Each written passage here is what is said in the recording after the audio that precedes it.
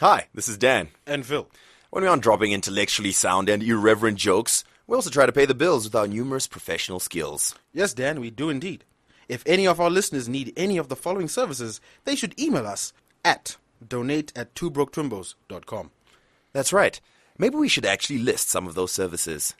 That sounds like a good idea. We have brand management, content marketing, event hosting, social media management, and influencer marketing. Yep.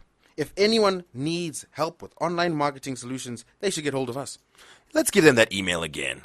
That's donate@twobroketwimbos.com. Donate@twobroketwimbos.com. That is DONATE at the number 2 broketwimbos.com. Or if you're not going to email us, you can go to twobrokeetwimbos.com/contact for a full rundown of our services. Anyway, let's now get on to the story. Thanks for listening. We broke, we ain't got it. Broke, five broke, we ain't got it. Don't spend no money, ain't got no clothes, ain't got no cars, ain't got no hoes. We broke. Ladies and gentlemen, you're now listening. 1, 2, broke. We broke. Yeah, and I'm the nice guy, you know. No, you're not. I'm a very nice guy. I know, I've now seen your moves. Anyway, Two Broke Twimbos, it's a fresh new episode. Danny, that guy, Phil Chowdhury in the building. We've got Tytan in here, but... what kind of intro is that, bro? What the hell? Wait, can you let me do my intro? That wasn't an intro, but you jumped again. I'm about to do my intro. You're interrupting me. All right. As per usual, we're going to introduce the Two Broke Twimbos and start with myself. They call me Danny, that guy, a.k.a. Danias, a.k.a. the only guy, a.k.a. your girlfriend probably pities me, a.k.a. Dan Moore. When you look inside my wallet, it's more like Dan Less. That's right. And he's here with the one and only, the unmistakable, the irrefutable, the unconstitutionable Phil Chowdhury, a.k.a. Flip Floss, the big boss, baby, a.k.a. Pizza P, a.k.a. Sexington Lovu, a.k.a. the former problematic Ponce, a.k.a. Filthy Phil, DJ Mkarad, and of course Shamari, the Tengero Dringy. And we are here with some major movers out in the streets. I mean, the last time we spoke to these guys, one guy was just a manager, the other guy was just launching his resurgence as a rapper in the streets. You know, since then he's dropped a award-nominated video.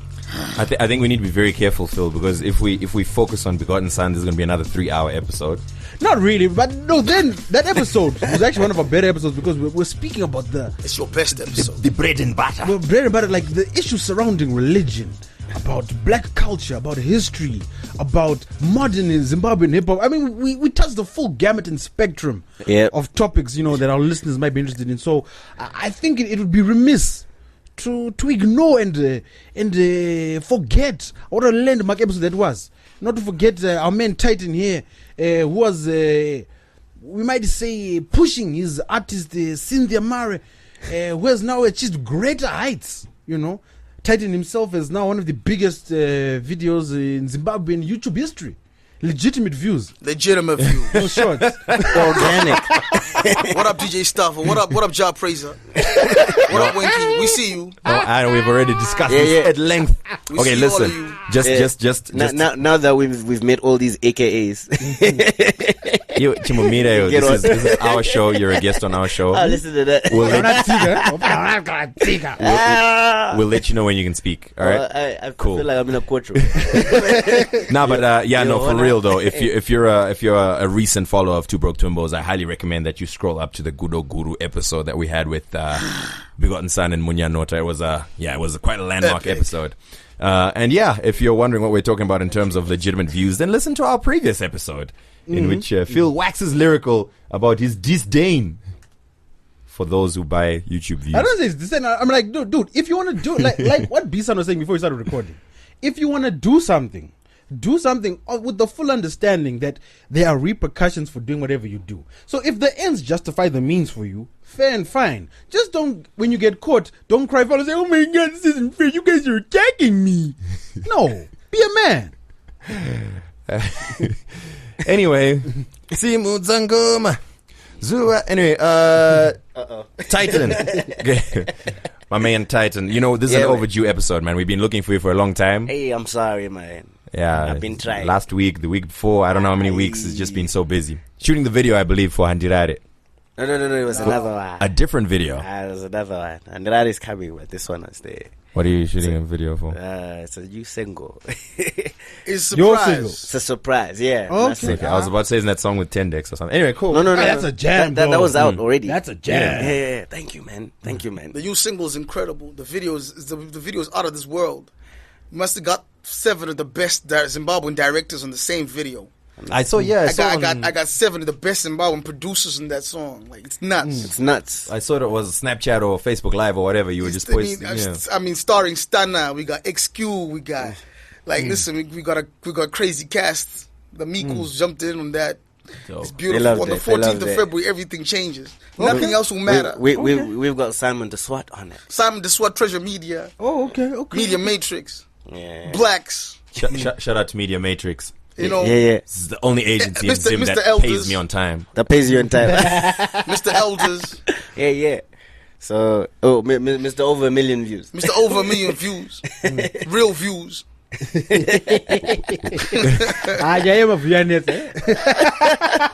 Anyway. You know what? Like, you had killed me about this. Yeah. Like B-San and I go back and forth on Facebook because I know what B-San does. B-San likes to play the Asian provocateur, the devil's advocate. Surely Yeah. not. So the thing that killed me the most is, AKA on Friday they sent a press release out celebrating the fact that it had over 500,000 views. His video had been out for 3 weeks. It's been #1 on radio. It's been #1 on iTunes for 3 months straight. And it's now number 7 on the official ZFM African Top 10, hosted by Danny That Guy every Saturday night between 7 and 8 p.m. Go on. There you go. We'll mute that out in post. Sounds like an advert. My point being, if guys in a country with 60 million people are celebrating going 500,000 in a month, people in a country of 12 million, really, fam? So I'm gonna say- Like, how long did Mukoko take to reach 1 million? To reach 1 million? 6 months. No. It was almost 5. Yeah, that's around there because I was looking at the stats because the thing It was- is, it like was 4.5 when months. that Guan came up, my control was Mukoko because it was one of the few videos that still had stats available. Yeah, and not only that, like, I mean, the whole Still time. has stats available. Yeah, the whole time it was still on the charts. It was like everyone was talking about it. Everyone, yeah. So It's still on the charts today. how does this? Like, I swear to you, when I tell people about DJ Stavo's "Sexy Darling" song, they're like, "Huh?" But it's got 1 million views. And It's got 1 No, it million doesn't views? have 1 million views. It's got 1 million bots. well, I mean, you know, It's got 1 million views? yeah. Get out of here, man. Now, anyway, we spoke about that last week, and I was being the devil's advocate. But let's focus on Titan. Good to have B-San here because I see you're working with him a lot.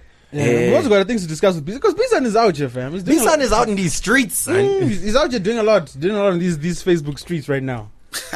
Doing a lot of these Facebook streets.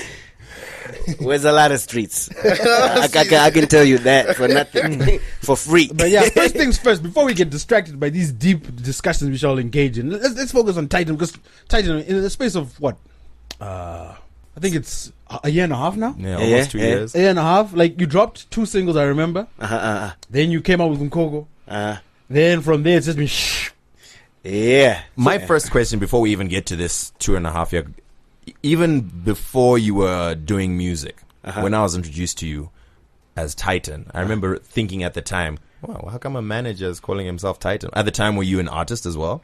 I've always been an artist. Okay. Right. But I made a conscious decision Or you were a that SoundCloud artist then? Yeah, you could call that, but I was on radio. Yesterday I was at Power FM, and it was an hour of my music because they had my music. They were playing all of it from the old jams. I was pretty chuffed, but yeah.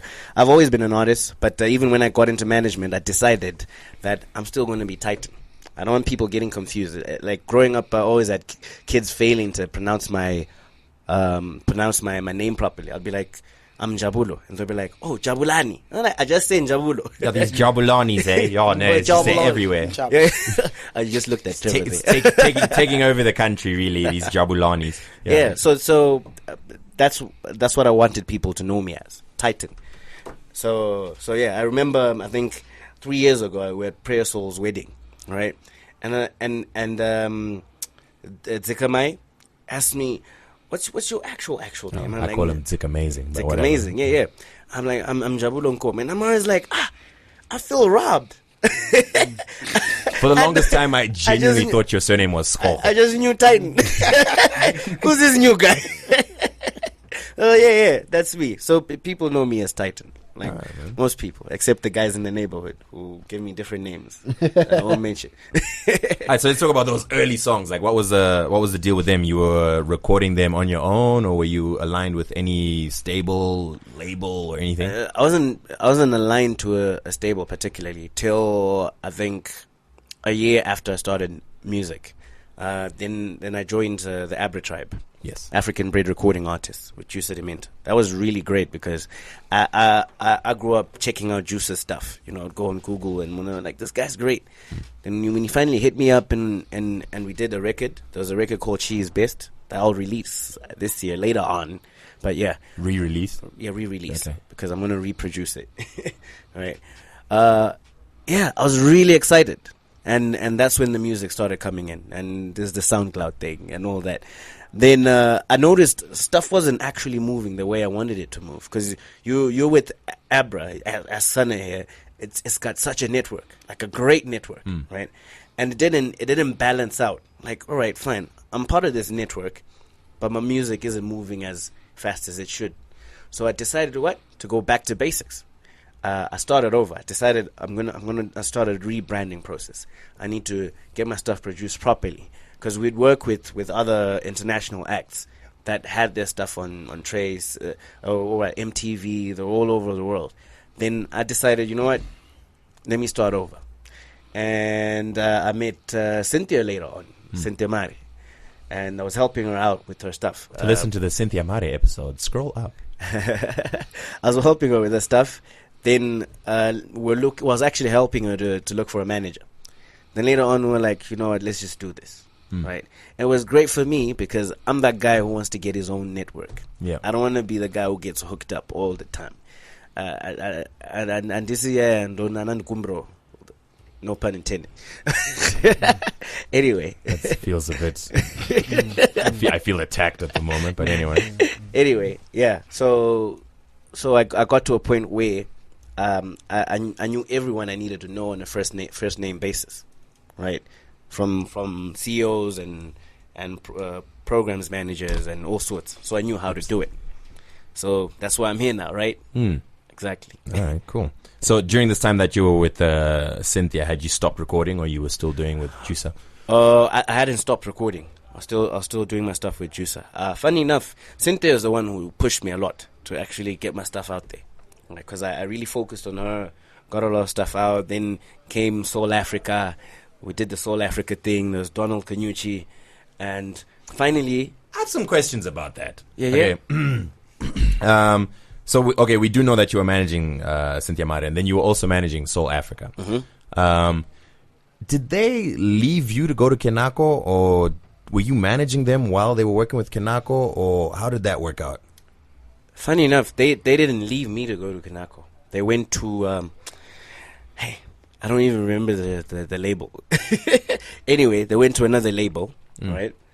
And it was just pretty much a handover. I thought, they need to grow. I was pretty much a launch pad for them, because it's a lot of work managing an act. Not just one. Imagine you have got two other guys as well. You did a brilliant job with Cynthia, to be honest. So when they went, I don't know what happened after that, because all of a sudden they were at Kenako a couple of months down the line. So yeah, I wasn't managing them after that. At the beginning of your new song, I thought I heard Military Touch. Oh yeah. The Handirare? Yeah. Yeah. They put on every single track that comes out of that studio, even if you pay. Oh, so you recorded it at the studio? Okay. Yeah. I'm not signed. Cool. Just in case you want to know, I'm not signed to. Got nothing to do with that military-industrial complex BS. Nothing to do with that ish. What's your beef with it, Sana? I got no beef with it whatsoever. I'm just saying it's done in every country. Okay. Yeah. But we just don't know it. Just let that propaganda machine run its course. I feel like none of that. We're not a part of that. Okay. All right. Cool. But we love them. They're good guys. They're really good. Yeah, I mean, if you're gonna know puppets, know those guys. They're the best puppets in the industry. Well, they got good studios. That's why I record. And good anyway. equipment. Good equipment. Thank you, Mr. Chiwengo, for buying that nice equipment. It was great. So Mr. we Sheep. record there anyway. We pay them their money. We record, and We leave. we get a good record. and We're we getting leave. visited after this episode. I didn't tell you that much. Kill it in post. It's nothing new for you, Phil. Okay, cool. So Yeah, thank him. I don't know, Phil, if there's anything you want to talk about in terms of the early music. I wanted to focus more on the post management. Yeah, I think we've covered the gamut. What the fans might want to know is what's the early story of Tytan? Early? Or yeah, like where did you grow up? When did you start getting into music? How did you even meet up with Juice and them? Like, how did that come about? Okay. I grew up in Harare, right? I'd always frequent Blawayo, of course, because Blawayo's cool. Ask him. Ask Danny. Daddy's never been there in his life. What you talking Yeah, about? but ask him though. Oh no, Danny's been there several times. Danny has been there. Trust me. I think. Allegedly. Look at his skin; it's getting darker these days. So he's been to the south side. Anyway, yeah, I go to Skies a lot because that's where my family's from and all sorts. But I grew up in Harare, hence why I've got such an attachment with the Shona language as well. You find my songs have that as well. So when I release my songs, they have Shona English and Ndebele to cater for everyone who listens to it. Because I'm going to present it to my family, and they're like, okay, isn't Ndebele sing up? They're trying to look for it. Yeah, so I didn't lose that in me. I grew up in Waterfalls. Yeah, I did my primary school there as well. High school, I was between boarding schools, two boarding schools, sister schools. That's Nyanga High, Smaris Brothers. Like Condolences? deep down there. I know Maris. I know, yeah. Yeah, I know Maris. And then Kutama College. Yeah. I can't really say much there. Yeah, I can't really say much about that. Yeah. well, it was an interesting place. Can't talk about that one. You can't. Can't talk about that one. Yeah. Then I did some IT work, network engineering. Okay. Yeah. Worked for the bank. Hey. Left that. It's the real foundations of a rapper, of a thug life gangster rapper. Yeah. You gotta know how to route those IP addresses, fam. Well, I try to keep it myself so that people don't go for me when when their accounts are hacked and all sorts. Well, don't worry about it. There's like 3 people listening to this. Okay. Listen to that. Oh, you mean us? Dope. Okay. What I want to know is, obviously, you were basically learning on the job when you were working with Cynthia and then later with Soul Africa. Definitely. What I want to know is what you found out in terms of the essentials of management. It's something that we don't, I'm sure you've noticed, probably with some people you've worked with or some people you've seen in the industry. And definitely I've had a lot of frustrations with it as well. Zimbabwean artists don't take a professional, or a lot of them don't take a professional viewpoint of their art. I mean, it's your business. You're trying to make money out of it, so run it as a business. One of the most important things, obviously, is management. If you can't afford a manager, maybe you're doing it yourself. But what are some of the essentials that you learnt an artist has to do, or a manager has to do, to make it in the industry? To make it in an industry? Or an artist or a manager? Look, pick one. Cynthia Mare came on a manager. Cynthia Mare came from the UK. She had virtually no foundation on Zimbabwean radio. Yeah. She came here within a couple of months. She was all over Zim radio. Definitely. How did you do that? What were the basics? It's one thing. You need to be the hungriest. You just need to be the hungriest around. You really need to make it more than anyone else. If you're an artist, your manager shouldn't be hungrier than you. Otherwise, it's a waste. All right. You need to be a team player. If your name's going to be on it, you need to understand that as much as the manager's working, you need to play that role and push as well, right? Because it's your name on it. People buy into your brand or your face rather before they meet the manager. Well, managers are not liked. That's the truth. This is true. Because we're real talkers. I used to hang up your phone calls sometimes. No, you didn't. Yeah. So you need to be that hungry. And another thing is you need to invest. Right? It's never easy. You can't take the easy route out. What did you do with Cynthia. Okay, here you go. You've met with Cynthia. You've agreed. We got to push this. What are the steps you took? The steps I took, I started watching people like Sana. Yeah. I watched him. He's a numbers person. Why is he a numbers person? Why do numbers matter? Right? So I decided I need those numbers. You know, I'd print sample CDs. Oh, by the way, it's only us in the industry who call him Sana, I guess. Do people know you as Sana? I guess. Begotten son. The Begotten, Begotten son. Okay. Kudam Sasio. There we go. It all works. It all works. So I literally went hard. I had a team.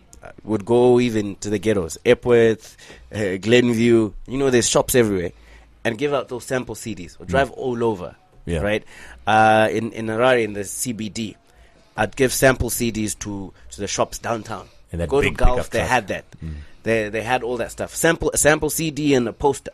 So you'd get into a shop and Cynthia Mari's poster is up there. I did a lot of media, did a lot of TV, did a lot of radio, did a lot of newspaper stuff. I remember radio. I remember I was sitting here at ZFM, literally shouting at Tony Friday. I was like, "Listen, you're playing Beyonce here. Beyonce did not submit any music to ZFM. She's making money already. Who's gonna be the Zim Beyonce, right? You don't even have Beyonce's number. Like literally, yeah, I was bad. But Tony Friday might have it, but anyway, yeah. well, yeah, but yeah, that's literally what I did. I had to stop being a nice guy, right, to get stuff done, and it was done. Can I add something as well? Yeah. I mean, I cruise around the corporate world a bit, representing various clients, and there's a lot of things that we do early in the morning for some reason. I don't know why it is. So 7 a.m. there'll be a bunch of people meeting, and it'll be okay with Bakers in and Ningi. It always happened. The only artist that always showed up, whether they were performing or not performing, was Cynthia Mara and Tytan. And it sucks to wake up that time because you have to bath by 5:30 and you have to be in your car and you have to be at the glass house by 6:30. But they always saw they made those breakfasts, and I think that it made sense because that kind of aggression made them always in the face of the brand managers in Zim, which made them easy to book for constantly Grand Challenge, corporate events, etc. Now, talent means nothing in this industry. In Zimbabwe, it's all about it's relationships, people, relationships. And I think even earlier on, when I first got back from the UK and stuff, and we sort of started trying to conglomerize and try and work with various artists, we're in a group called the Artist Roundtable with Tytan and Cynthia, Amara, and a few different guys. And it was sort of like a think tank place where we're trying to strategize and see how do we break all these artists out. I mean, Tsungi was in there and everything. So we all used each other as a pool, as a resource to try and make sure that we all expanded, right? Yeah. And whoever took what they took out of that did very well. So the Ngomane Osho guys who spun off and started doing really great. They're all from that particular group. Mukoko and Mara and Tsungi and myself and the Breezes. We also are spinning off from that particular resource pool. Because, again, in Zimbabwe, you need to be able to network with the right folks. Right? You need some brutal guys. Brutal, people like Walter Nyanya who will tell you no uncertainty, this is bullshit. And if you surround yourself with people like that, you never get it twisted. You don't like number boys. Which is why I'm working with him. I'm occasionally in the same, I guess, a similar group with Bisa and that whole Zezuru creators. There's a bunch of artists and so on. Wanofurirana.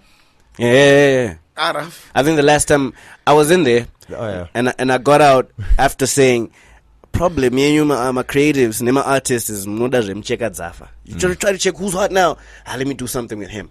Why are you not a trendsetter? Yeah. Artists around the world are trendsetters. If you don't and also like you don't really want Titan hanging in a group like that. I tell you why. There's a big difference, big demarcation between Titan and a bunch of rappers. See, Titan's the one rapper that I hung around who actually has fans. Now that's hard for me to say. No, but it's a fact. I 100%. I know some of your fans, like Titan. They actually love him. Like my birthday last year, we would Titan private lounge. We basically had to shut down. It just got bananas. And that's because Bulawayo, they love Mukoko, but they don't necessarily love Amara as much as they love the Ndebele son, basically. When we were in Joburg, for example, went to the Universal Party, and again it was the same evidence where the South African rappers were recognizing this young dude, and that's rare, for a young Zimbabwean to actually be in the VIP with Deleuze and AKA and these dudes and being respected as such. So when you make certain moves, you don't want to be hanging around in the muck. Yeah. You know what I'm saying? Like Tytan, for example, with Andrade. I mean, I got the criticism that it had a Mukoko type feel to it and yada yada yada. But as far as I'm concerned, I sold 10,000 records. I want to talk about that. We'll get to that. Mm-hmm. Like I have so many questions about that. I thought let's get into it now. I mean, it's a very simple. I want to build up to it. But basically, what I want to ask is because I haven't seen that before. I thought it was a brilliant idea because you had a deal with Spa, right? Yeah, definitely. Yeah, so you put together this deal as Bisan. I'm sure you were part of that. And it happened in 5 minutes. It didn't take long. You met with the guys. No, it didn't meet with the guys. We're having lunch at Spa Bridge. Yeah, because I was doing some work at Spa as usual. And the MD walked down, and I was having lunch with Titan. I was like, "Oh, this is Titan. He did Mukoko. MD, half Chinese guy." Yeah. Oh snap, my dude! I know you. My wife loves your music. Yeah. Where can I buy your music? Where can I buy it for now? Mm-hmm. And then Titan goes, "I can do your CD." And then ironically, the day before, Karen from Chibuku had also called up. Yeah. And said, "I need a copy of Mukoko on CD for my aunt who's just come from the UK." Yeah. So something's happening here. This is bad. This is bad. So there are two very prominent people, yeah. Spa and Chibuku, who have said we want a copy of the CD for our wives or our friends, whatever. So Terrence then from Spa then goes, "Look, dude, how much does it cost you to get the CDs done? How many CDs can you provide me? Whatever. I've got 44 stores. I need this many CDs, right? And I'll buy them for you for $1.60." So we said, "Yeah, cool. We'll supply the CDs." He said, "Cool. I'll put you in the leaflet tomorrow. We'll be selling on the 22nd of December." Damn. That was in 2 days. Then we agreed, and then we ran like headless chickens now to try and get the order fulfilled. We didn't have the money, we didn't have the CDs, we didn't have none of that. And as soon as that happened, we went to Diamond Studios, went to a bunch of guys because the actual capacity to generate those kind of CDs. So we had that Andrade song, so we didn't want to market Mukoko by itself because there will be issues with licensing. It's a song with Amar, as you know. Mm-hmm. So we just put Andrade out now, and then we add Mukoko to it because everyone's got the right to exploit the master. Yeah. And also put I Don't Care by Cynthia and the remix. Remix. So that's 4 songs, and they for $3.99. That's what the last spot was selling it. $2.99. So I said to her, Zimbabweans are used to telling but that's not the Spa customer. Yeah. The Spa customer doesn't do that. They don't buy CDs from the side of the road. They walk in, they do their shopping, they see a CD. Oh, it's got Mukoko. It's got a new song by this kid. Oh, that's nice. How much is it? Add it to my shopping, and they bought it. And by mid-January, we had run out. We'd all sold out. Shout out to you guys, man. Titan's the only artist right now with a barcode. A barcode. And zip. In Zimbabwe. That's nuts. It's sad, actually. Like you can go get scanned in the shop and pure. I have to say, you didn't send the song to me. I saw you hyping it that it's going to be released in the stores. I was like, don't go send it to me, bro. Like, I remember you say that. Yeah. It was. I thought it was such a big deal. You must be onto something because first you have the Junior Brown WhatsApp deal with other people tried to replicate. They failed dismally. And then now there's this thing with the supermarkets. Yeah, definitely. The supermarkets has opened. I mean, look, put it this way: it's no longer just. It's not just the distribution deal is not just Titan. A deal with Titan. They literally want us. They've designed. They want us to have everyone on it. Yeah. They want. They say bring Ja Praiser in, bring Winky D in, bring everybody in. Yeah. No one knows where to get this music. So it's we're literally in a position whereby if artists are to complain to Zimuro or the government, they can only respect one artist who's paying taxes, which is me. One artist is paying in the fiscal. Because I'm the one with the opinion that matters. I'm paying someone in the government. You get what I mean? So the rest, they're like, but what do we get from you? But they still have those neighboring rights royalties that are being held up because they haven't been paying their deals. But that's another. Yeah, of course. That's another discussion for another day. Yeah. Yo, okay. So I think a lot of us get fixated in follow, because I mean we Google, that's all we do, and we read about how people did it in South Africa, how they did it in the States and whatever, and you get fixated. It's like, I gotta get my song on iTunes. Dope, you got a song on iTunes, now what? I mean, 13 people from the diaspora are gonna like it and buy it, and then what? I mean, you haven't even recouped the amount that you've invested in putting together the artwork and whatever. Can I break it down for you, my guy? Because I think the thing is this. On a personal level, I get sometimes burnt when artists you work with start announcing big distribution deals and stuff, and the distribution deals are digital. Listen, my dog can get onto iTunes.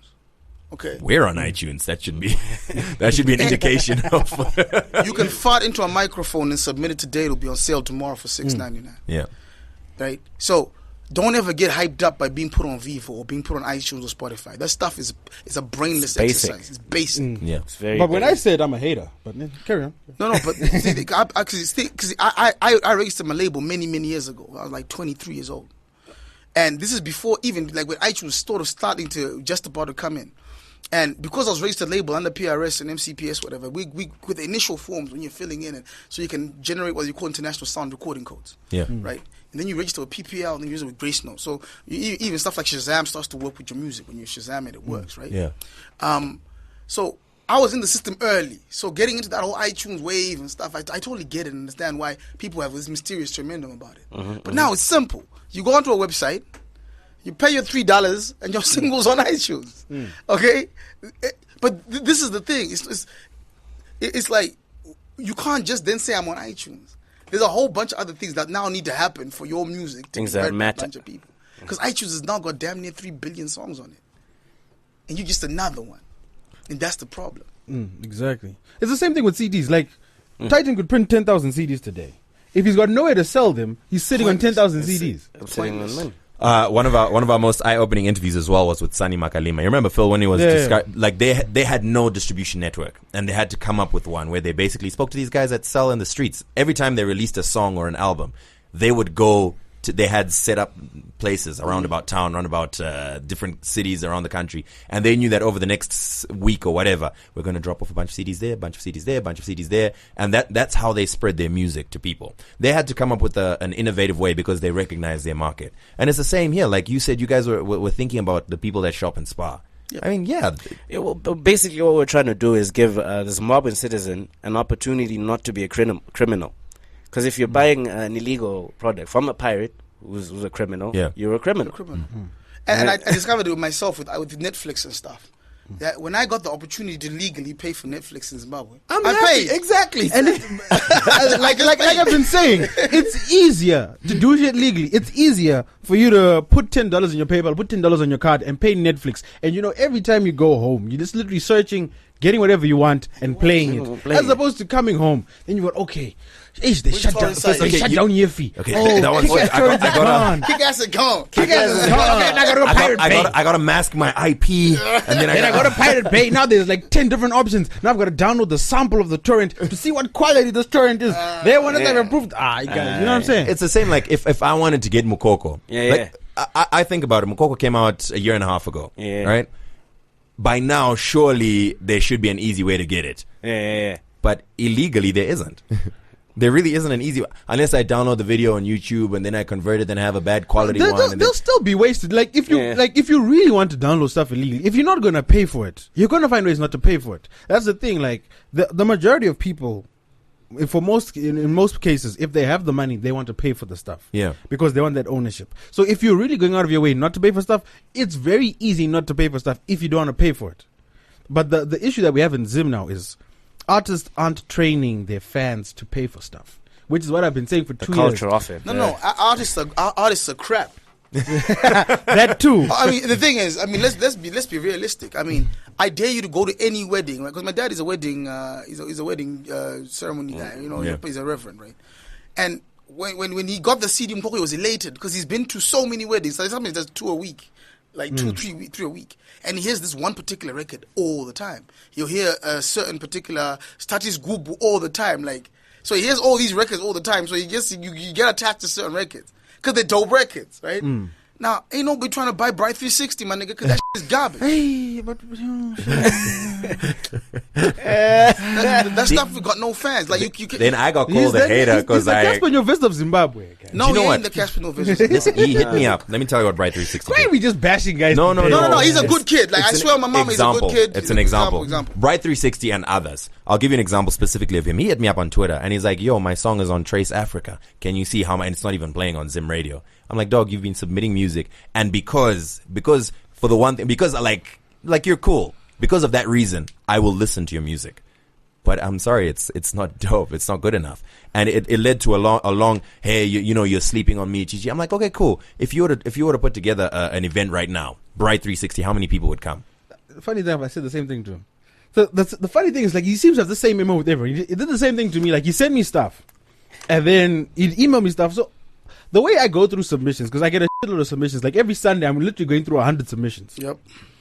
If I don't like it, I'm not going to go away to say this is garbage. I'm just going to ignore it, because as an artist, you don't need me to tell you. Like, the simple fact is, if you send me your shit and I don't respond, that should tell you, okay, this got sent to Philly, didn't like this episode's gonna have a lot of bleeps. I need you to understand something, right?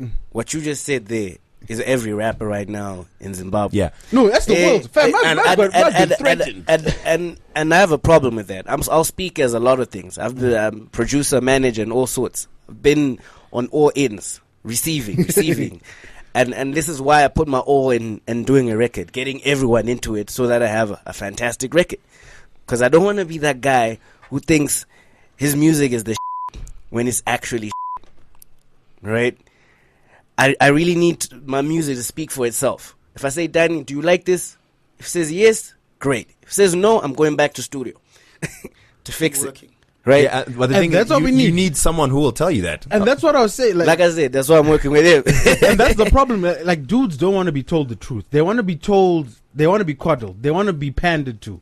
And when they do get told the truth, they get activated, and because you are the only or the lone voice telling them the truth, or their ego's not prepared to hear the truth, you're immediately branded a hater. And it's a serious problem we have. It's like the discussion I was having with Dan last week.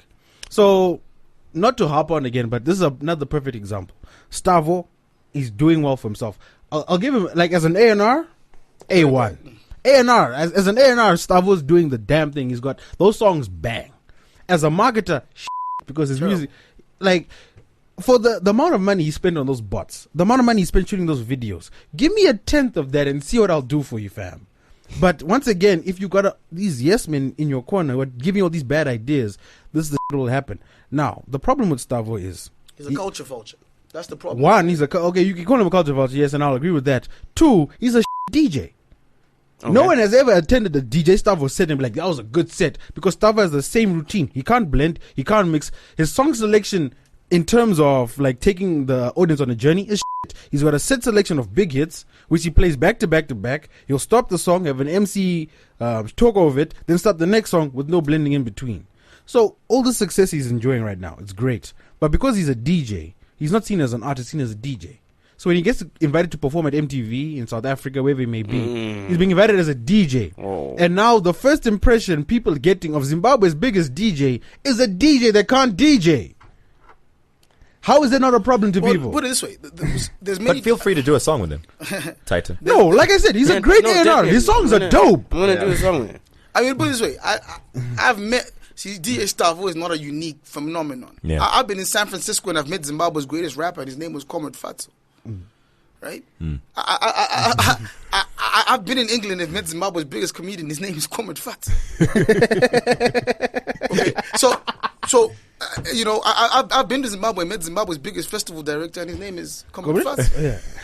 Do you see what's happening with this thing? So, when I DJ Stavo, it's the same DNA.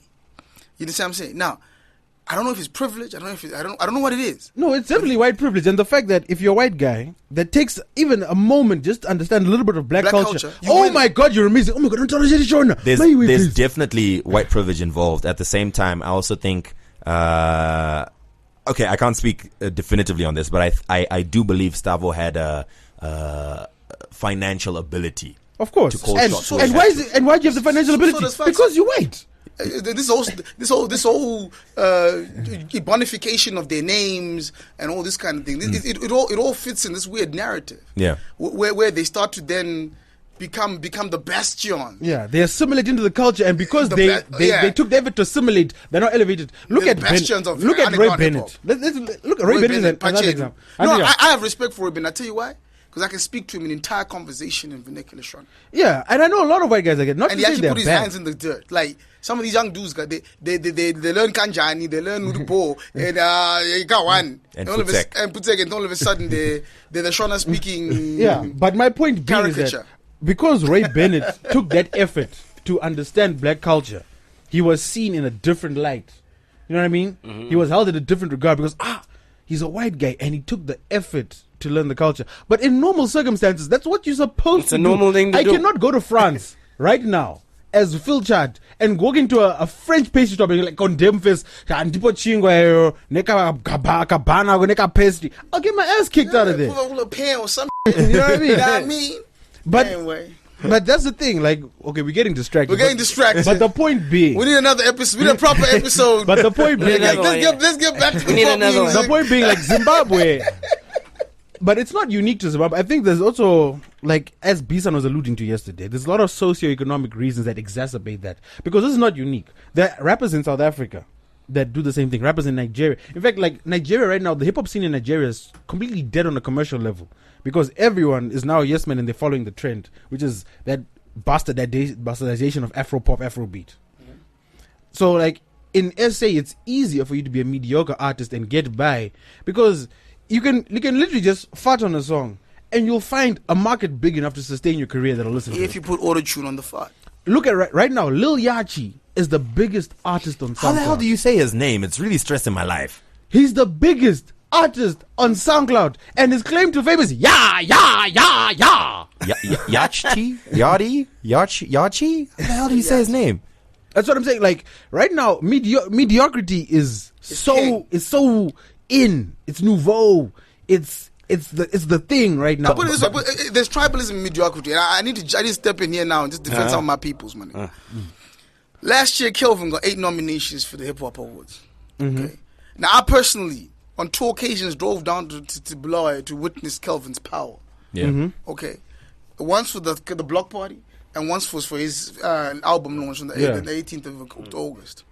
Right. The kid fills up Elite 400 like it's nothing. And not with my dada hip hop heads were not in the head, nah. Because the hip hop heads were standing in a row waiting to perform. It was full of young, beautiful chicks and young, cool niggas, all who paid $3 to be there. And the tickets have been pre-sold for like a month before that. And he filled the whole spot up.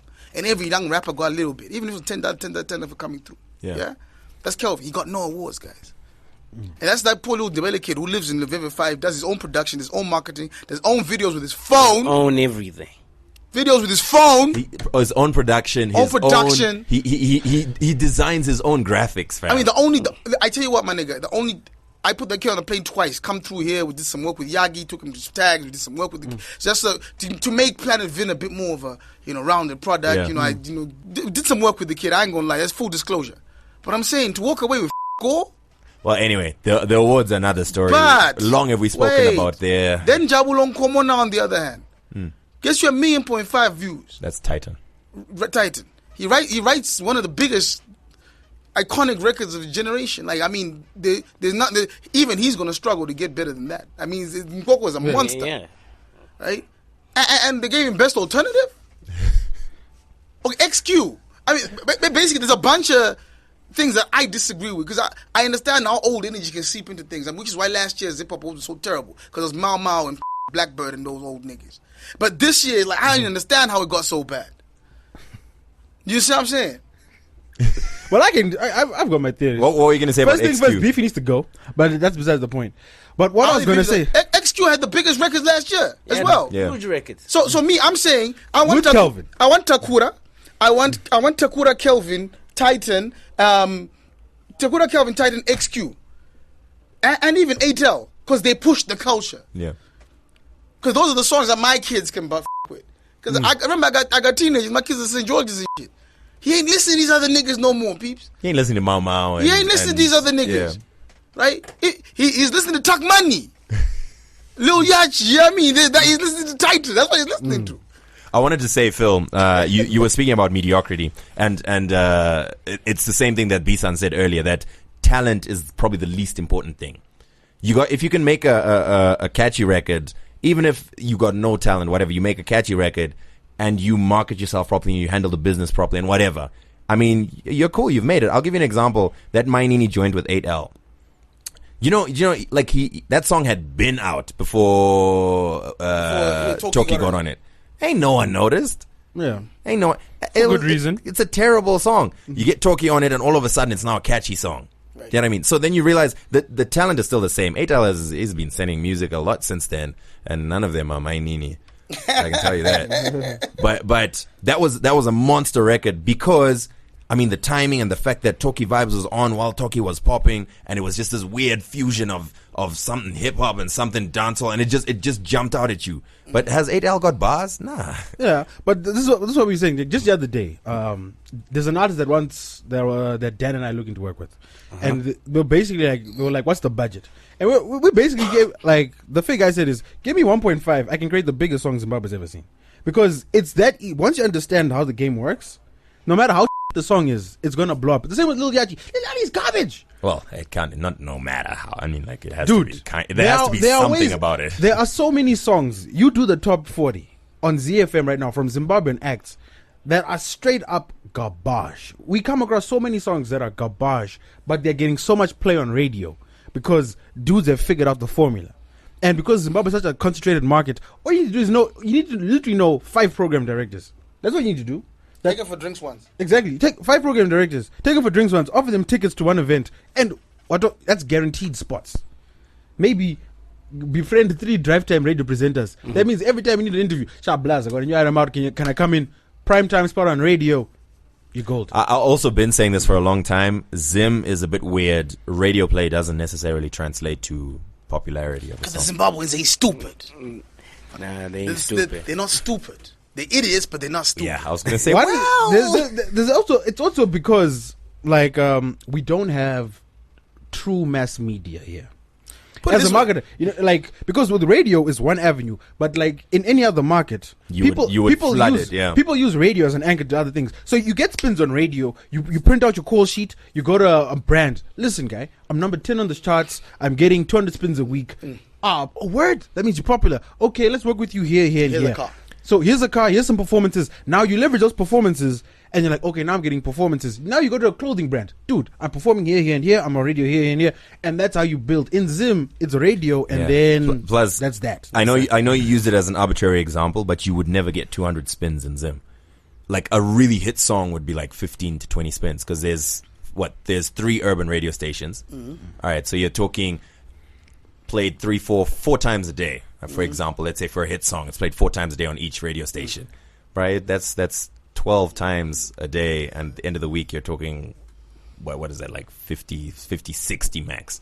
And that's if this is like 4 times every day during, And your song it's a Mukoko, it's pop. Exactly. You check out. So, so you also don't have that pervasiveness. Imagine anywhere else, man. You turn on your MTV, the song's playing. You switch to Trace, the song's playing. You turn on Metro FM, it's playing. Yeah FM, oh my God, it's YFM. It's everywhere. You know what I mean? Then you really get something that becomes a monster hit. Here, But yeah, that also there's a lot of things going on in the scene, which is why I remember 2 years ago that interview you did with XQ. No, it was before XQ. I think it was with Boomslang, when I was telling him that like how Trace and MTV operate, and now because the internet has expanded so fast in Nigeria and South Africa, they're now playing catch up, and they realize, we messed up on our marketing strategy. That's why we need Trace Africa now. And now they're literally throwing anything on Trace Africa because they're trying to regain all those viewers that they lost to YouTube and social media.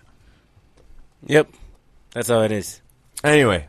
What were we saying before? We're discussing what's going on in these streets, fam. We do digression. No, all right. On these streets. So, okay, you learned all this stuff managing Cynthia Mare, and then you went out on your own, basically. Yeah, I literally did that. 2016 was very interesting. It was more of it was my year of rehearsal, or rather, it was a test run for a lot of things. So I did a test run for the corporate market, the actual people that I need to perform to, and all sorts. Luckily for me, because I had done this a number of times with these artists that I had been managing, I knew what not to do. Hence why you wouldn't see me on too many shows trying to perform the song. Yeah. Right? Because to me, it still needed to make sense when I got home why I did that. Right. That's kind of another question I want to get to, but okay, cool. Yeah, keep going. Right. So then again, like last year, I was the guy with what I had five deals, five corporate deals. Right. Lawson. No, I'm just stating. how I managed my popularity. I got that, and it took care of my bills and all sorts. But we need more than that, right? Hence why I hit up Sana. Like, guy, I don't trust all these people. I don't trust anyone with my career, because my career is my life. The only person I can trust right now is you. Yeah.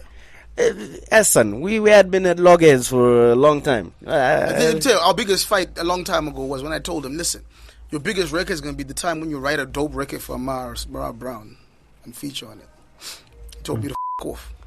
Anyway. Nostradamus, is that you? 3 years later, we're sitting down, we're listening to the mix in December. Before anyone's heard the record now, and I'm like, wow, this is going to be a monster. And it was. So tell us about like what went into writing Mukoko. How did the idea come about? How did you hear the beat? When did you know, man, we're sitting on something? And I know you're tired of this question. Whose song is it? Okay, so I'll start with his and answer that. I started writing the song December 2015. I had that idea, that melody in my head, because I get that a lot, right? So I'd be doing my rounds to Cynthia and all that, and I'm like, nah, this song, I think it's hot. I really need to do this record. I think 6 months down the line, I had words to it, right? And I decided I'm not going to sell this dream to these women. They're not going to buy it if I'm saying, baby, usichimoko, urimukazi. We need a woman for this role. And I could see the video and like way ahead of everyone else. I was like, nah, it has to be festive. My main goal, the reason why I wrote the song is I wanted a song that would be played at weddings, like after years. Because I'd go to weddings and you still hear Kofi Olomide and Awilo and whatever. And I actually don't care because these people are not even from Zim. I'd like to hear, the Zim songs, right? Then you'd hear the old Mrambinda songs if you go to some Shona weddings and all sorts. Anyway, I wanted my song to be that song. 6 months down the line, I'd written a song. I spoke to Cynthia. I was like, we need a female musician, but someone who can handle what? The notes, right? And the performance. And we had Amara in mind. So I called up Amara. Amara was with Sana. Was a soprano or something like that. And I'm like, hey, so I got a record that I need you on. And it's really, really dope, right? I've written the song and all sorts, so we just need to link up and whatever. And she was like, okay, let me get back to you, Tytan. Yeah, it's cool, but let me get back to you on that. I was like, oh, okay, cool.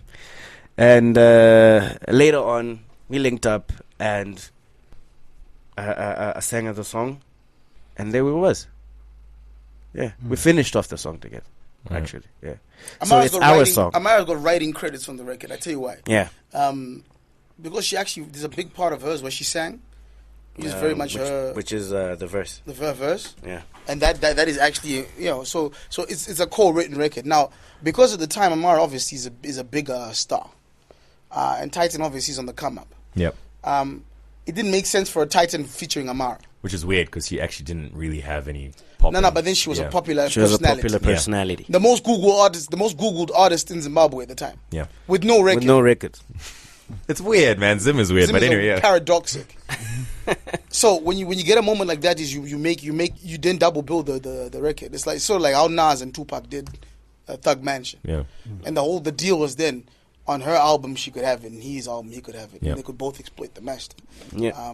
Which is what's been happening. So she's got a bunch of shows off of that record. Like she's done Australia in a few days. I mean, she's actually done more than, let's say, Titan's done. Yeah. On actually performance-wise. Performance side of things, yeah. So my job has been to now say, how can we make Titan make more money than everyone else? When you guys uploaded it to YouTube, you did so simultaneously, and it rose quicker on Amara's. Yeah, there are more subscribers on hers. Should have just had it on one, man. But anyway, combine. But then he's not exploiting his revenue, because if he monetizes his channel, he's not going to see money from Amara's YouTube. He's going to see money from his views. I understand. Nah, but the goal, it's his song, so he's got to own it. The goal with this one was to establish the name. But right? but either way, it doesn't matter. I mean, you can even upload Mukoko right now on your channel. It doesn't matter. Because of Titan's PRS and MCPS registrations and stuff, it will tell you this content belongs to third party name, blah, blah, blah, blah, blah, blah. You agree or not? and we'll let you have it. We don't care because all the revenue comes anyway. It comes to us. All right, cool. All right. That's how it works. You can do dance videos too. We don't care. That being said, stop stealing our content, you bastards. Hey, Zimbabweans. It's another problem. When you read something, it's on someone's Facebook. And but Yo, Zimbabweans love that.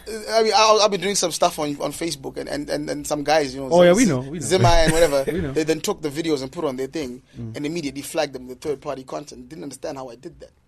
Like, I'm a registered artist, you idiots. Of course, Yeah, it's the same thing. Like, you guys need to do that as well. For your content. we do. I think We that's do. Like, it started last year because like I did a bunch of videos in SA that went viral, and all these blogs kept reposting my stuff.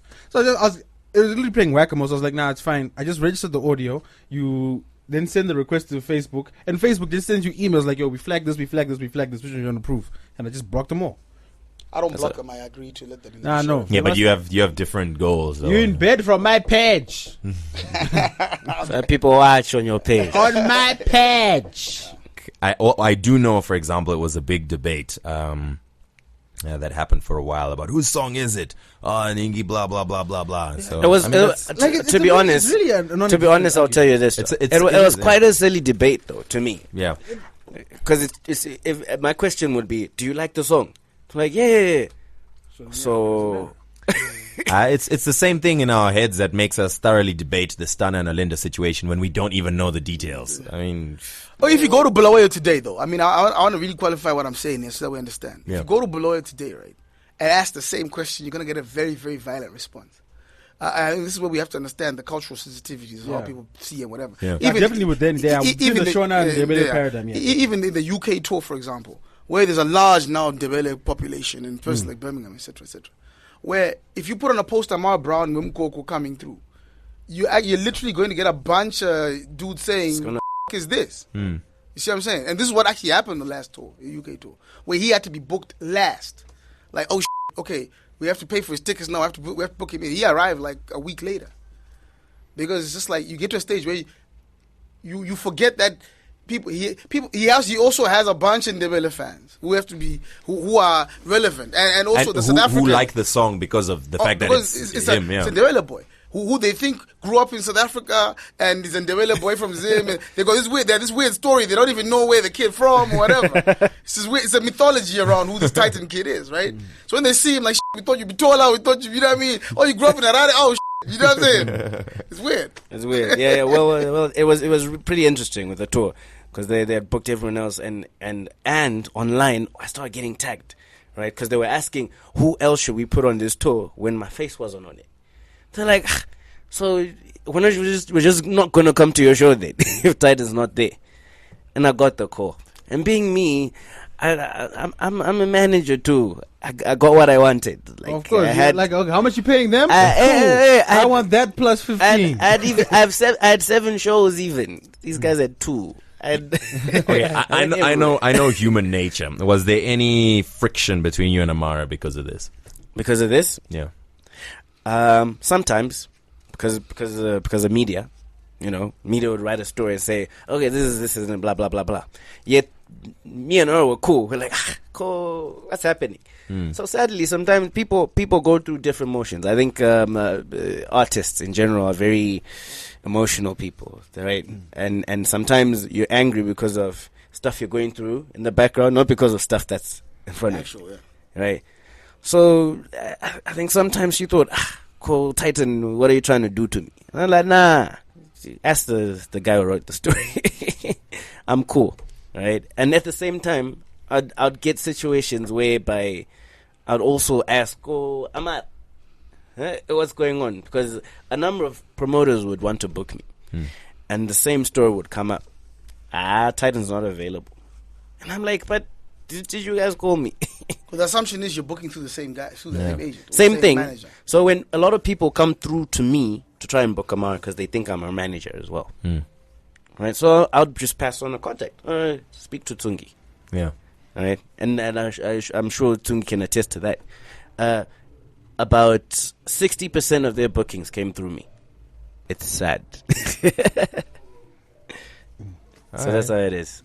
But then again, I said last year was was a linen cave. A linen cave, yes. So this year now we're going hard. That's why we're doing the video, which is a surprise. We have Mickelson on it. They're loving it. We partnered with them as well. They've done a great partnership with Chibuku. Have you restocked Spa though? With Delta. No, the thing. We need to get. I tell you why we haven't restocked Spa, right? Because we benefited during the time from a big diaspora influx that had come. Yeah. Who wanted the Mukoko single.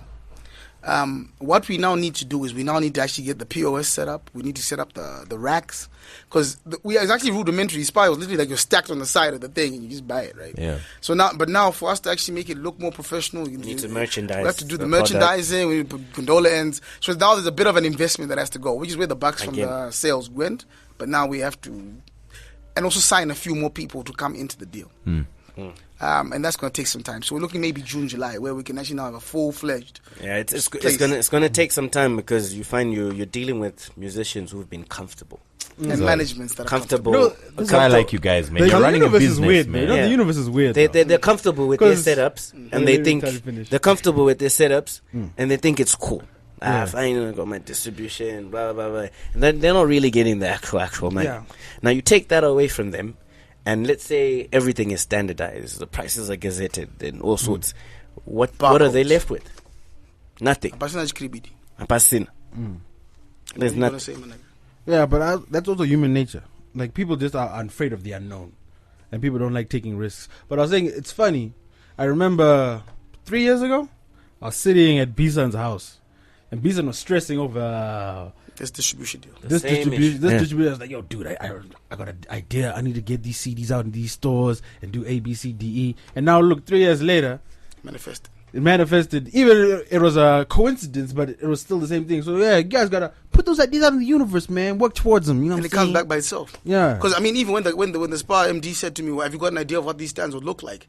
I logged into my Wonder List, and funnily enough, all our designs from our concept documents were still there. So I could easily say, "Oh yeah, cool, yeah, there it is." Like, you know, the stands or whatever. And it's funny enough, on the stands, right, the CDs that are actually highlighted are Pearl Natasha's Ndiwe, there's Sumudza Gumbo by 10 Diamond, there's Few Kings.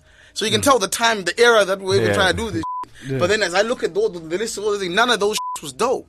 Like, none of those shit could actually have been sold to a public and population, you see. So now I think we do have the artists who can actually move these kind of units. You say the ATEL song is terrible without Toki, but the Toki version is very popular. It needs to be in stores, because there's a bunch of yummy mummies who drop kids. Love the song. Love the song. Drop kids at Bishop's Lee. Listening to the version without Toki, after hearing the Toki version, you can still bump to it. You know yeah, absolutely. So it's like, I don't know what it is. It's like Bachura. Bachura is a 2-year-old song, like whatever.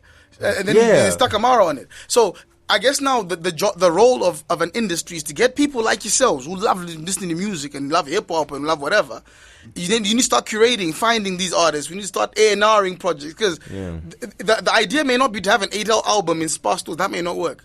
It may actually be have the 2 Broke Twimbos compilation every month. Yep. Which is a compilation of 6 or 8 dope singles that people can play over and over and over. You know what I'm saying? Write that down, Phil.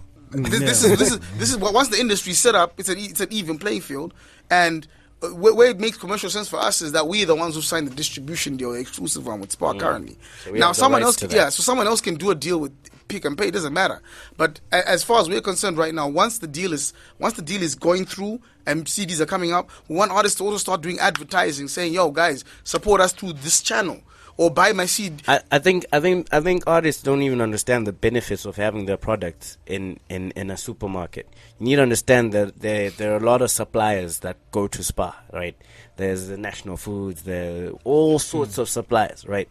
Now, simply by you being part of that family, that structure, that network, you have leeway to approach anyone. You're in supplier briefings now. You get what I mean? You guys, buy 6-pack of Chibuku, you get the Tytan single free, or the Junior Brown single. You know what I mean? There's a bunch of deals that we can now really go into weird. How many endorsement deals can you get from that? There's options, right? So yeah, this is dope, man. To you, this is rudimentary. This is I tell you what, this is brand new thinking to a lot of Zimbabwean artists. So a lot of Zimbabweans don't see it that way. They think, it's just they're not going to sell. But no, if you're in this network, you're part of the family, right? It benefits you more than anyone else. Yeah, we learned to be suppliers as well. We learned to be suppliers. We learned the hard way. Listen, it's all good to say you want to distribute 10,000 CDs to Spar stores. What you're not doing is you're not dropping them one place and saying, there you go, you're out. No. There's receivers, there's invoicing, there's different parts of Zimbabwe. There's swifting, it's an actual different game. So now if I have to supply tomatoes, I now know the game. And I know how hard it is, and I accept it. And also there's also the payment terms of a supermarket, which is not you get your cash at the door. No. It's a 30-day contract. It's a 60-day. I mean, the longer the days, the more favorable the amount they're willing to take. You know, that kind of stuff. Yeah. So there's whole learnings that we learned. And I think there's not enough of us in the industry learning these deals. And the person who agrees to learn it is the one who's going to get the most out of it in the long run. That's why we've got the deal. That's why we got and it can only come through to us. or for CDs, absolutely. Yeah. It only come through us. All right. And the problem now we have is this. The deals with the artists is simple. If 10 Diamond wants to get into Spar stores now, either he supplies me with ready-made 2,000 CDs, but that will definitely cost him about $2,000 to do, right?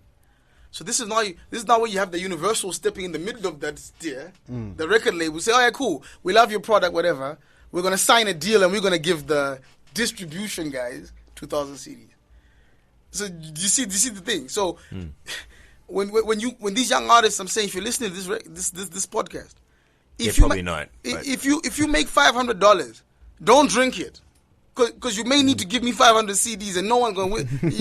and the way you make the most money is when you do those CDs yourself. Yeah. When you make yourself a label, you print them yourself. So you distribute them to me and say, here's what, I want $1 for each. So that I can take them to Spar and say, I want $1.60 for each. That's how the value chain is going to work. Now, if we do them... If I come and say, nigga, I'm taking your CD, I'm giving you 10 cents on the record.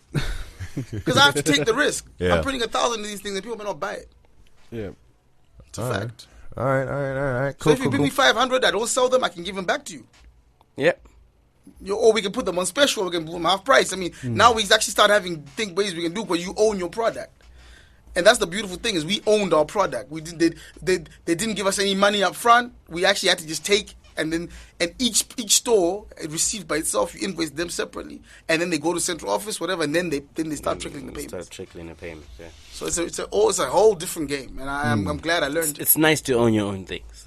That's right. Ownership is key, guys. Ownership is key. Yeah. A couple other questions to do with like the business and whatever. Just before, I also want to talk a little bit about your music style, Tytan. But business-wise, we're talking CDs at the moment, man. CDs is what, like a 20-year-old technology? It's an archaic, horrible technology. Yep. It's still going to be in Africa for another 10 years at least. My Charamba still sells tapes, boys. What would you recommend? And Jakarta. That's funny, sorry. Jakarta Madam Boss, which was number 1. Yeah. Number 2 and number 3, Jakarta, was sold on cassette. Macheso's new album, 4, 5, 4, and 5, and 6 was sold on tapes. So, okay, this leads me to my next question. First of all, do you think, for example, with Titans and Dirare, so you guys have figured out how to get like CDs in the stores and whatever. iTunes really doesn't work that well here, and especially now that it looks like Visa and MasterCard are blocked and whatever. How can we get like digital distribution going on here? Okay, I'm going to answer this question definitively because we've been in this game for a while. We need Potras and our government to give us what we call a local bundle. The zigzag protocol that was signed by the ISPs already makes it easy for interconnectivity between fiber networks, whether it's with Tandy, whether it's Liquid Telecom or whatever. Because this is what you call local bandwidth. We don't have to use CCOM to get outside to come back here. So we're in a situation where www.co.zw, all those housed locally in Zim, by Zolo or Tandy or Frampo or whatever, all those should be on a local free bundle. Because that's the only way we're going to stimulate this industry. And I've seen it happen in the UK when I was there, when Dizzy Rascal and them started popping off. There were these things called the T-zones when T-Mobile popped off.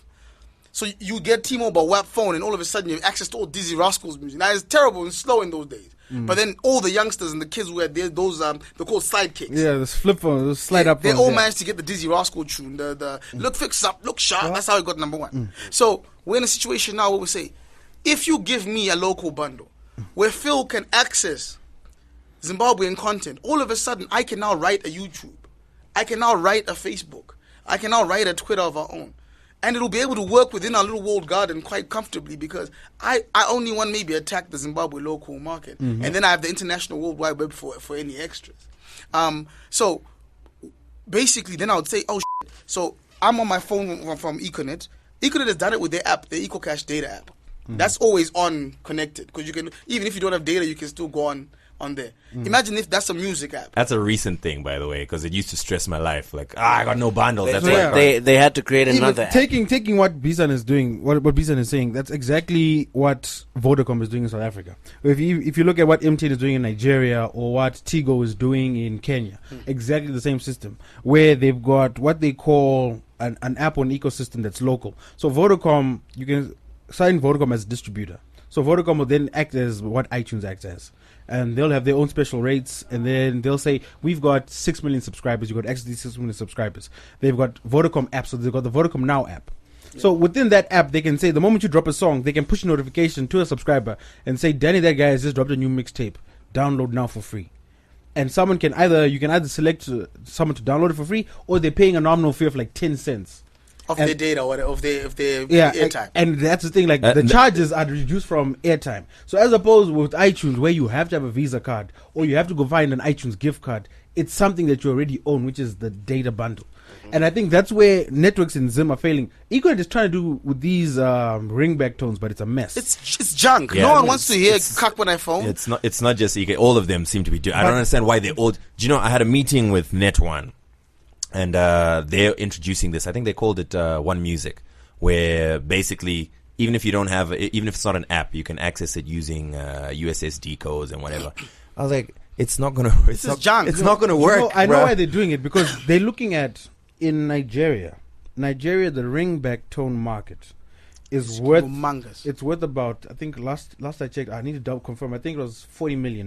But you know that grew at a time when ringtones was a thing. That's what I'm saying. Yeah. Like even in East Africa right now, there's an artist called AY. I don't know if you know him. He's got a song called Zigo. AY won a $1 million lawsuit against Tigo because Tigo used the song as a ringback tone and never got the rights for him. But that's how big they are over there. So all these networks see these numbers and like, what, $1 million here, $30 million here? Let's bring it into Zim without understanding the culture, because we've never had ringback tones. When ringback tones were, it's like MMS. Remember when MMS was a thing and we used to have envy because there was no MMS in Zim.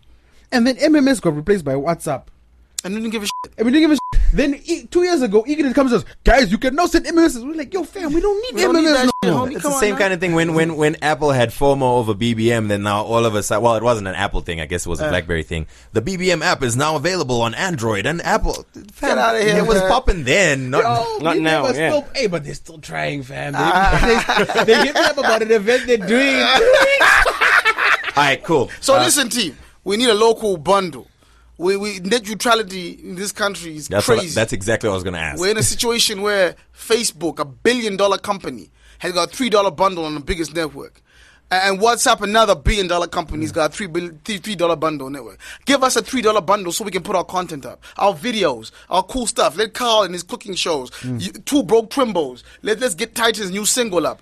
Curated, beautifully looking, on an app that we all can access, and only access when we pay our $3. That $3 then can be split according to usage of content. Simple. It's super easy. I mean, Econet already kind of does it with, for example, I believe there's several Zimbabweans. I think Herald is free on Econet. Or there's several like .co.zw. Yeah, they got a bunch of like WikiHow is free on it. Yeah, Wikipedia is free on why? Or that nonsense shopping thing here. Yeah, but it's kind of junk. It's kind of there. Well, I think they invested in it or something. It's junk. Yeah, but basically, there's a bunch of there's opportunities for us to breed new billionaires and new millionaires at least. Because if you give me that kind of a space where .co.zws are now affordable. Right, so someone can download a 10 gigabyte or 5 megabyte, whatever, off their phones and so forth. I can now start building cool apps. I can start building a chat app that works for Zimbabweans in Zimbabwe. And it's like you said, you're not using the CCOM cable, so I don't have to get out of the nation. You can afford it, bro. It's affordable, and you've all agreed on this protocol. This is how Zimbabwean, emails and the corporate emails. That's how it works right now. Yep. There's a bunch of handshakes happening, and no one is really affected, and it doesn't cost much. Right. And these people sending PDFs all day. Anyway. Tytan. All right, so I wanted to ask, like, there's a certain view that I think that seems to pervade Zimbabwe, and that's for you to make money, you need to reach the masses, which to a certain extent is true. But you touched earlier on the fact that you were focusing on your music being in Spa, where people can pay $3 for a CD, firstly. Secondly, your music isn't necessarily the masses. All right. Like, I think most people would know Mukoko just over the all-pervasive way that it went out. But for example, Handirare, Fair is not going to be bopping in the ghettos. Well, I need to stop you on that. Tell me, I want to hear about that. Who governs what the masses like? That's what I want to know. It's you guys, or the media, right? You get to Mrewa there, or Gutu, you find a guy wearing a 50-cent summer shirt from over 10 years ago, right? They know 50 Cent. They know Lil Wayne. They know all those cats out there who are on DSTV that they do not watch, by the way. Yep. They know all those guys. Now, music is music. If it's good, it's good. So if people out there listen to something good, they'll love it. We can't say no music yema northerners, no music go ghetto, because a lot of ghetto people listen to hip hop. They actually love hip hop. 100% true. But to counter that, no, I need to stop you, because I'm the guy who gets inside where the people are. Right? They love the music. Our mothers love the music. Right? We think, oh, my mom is not gonna love this. My mom bumps to Jeezy. She's like, Imandu, change it, Iman. And John Buru popped a lot as well. That's what I'm saying. If you make good music, it defies borders. Right? But there's a lack of discipline among Zimbabwean DJs, yeah. There's a pompousness to them, where they're not willing to break new artists. Number two, at the same time, there's actual issues in the sense that Mukoko was refusing to come off the charts. Like the people, they're refusing to sunset the record because people get such an attachment to one particular record that they only want to keep playing that one. So in December, it's back on the charts and you put out a new record. Now in England, that doesn't happen.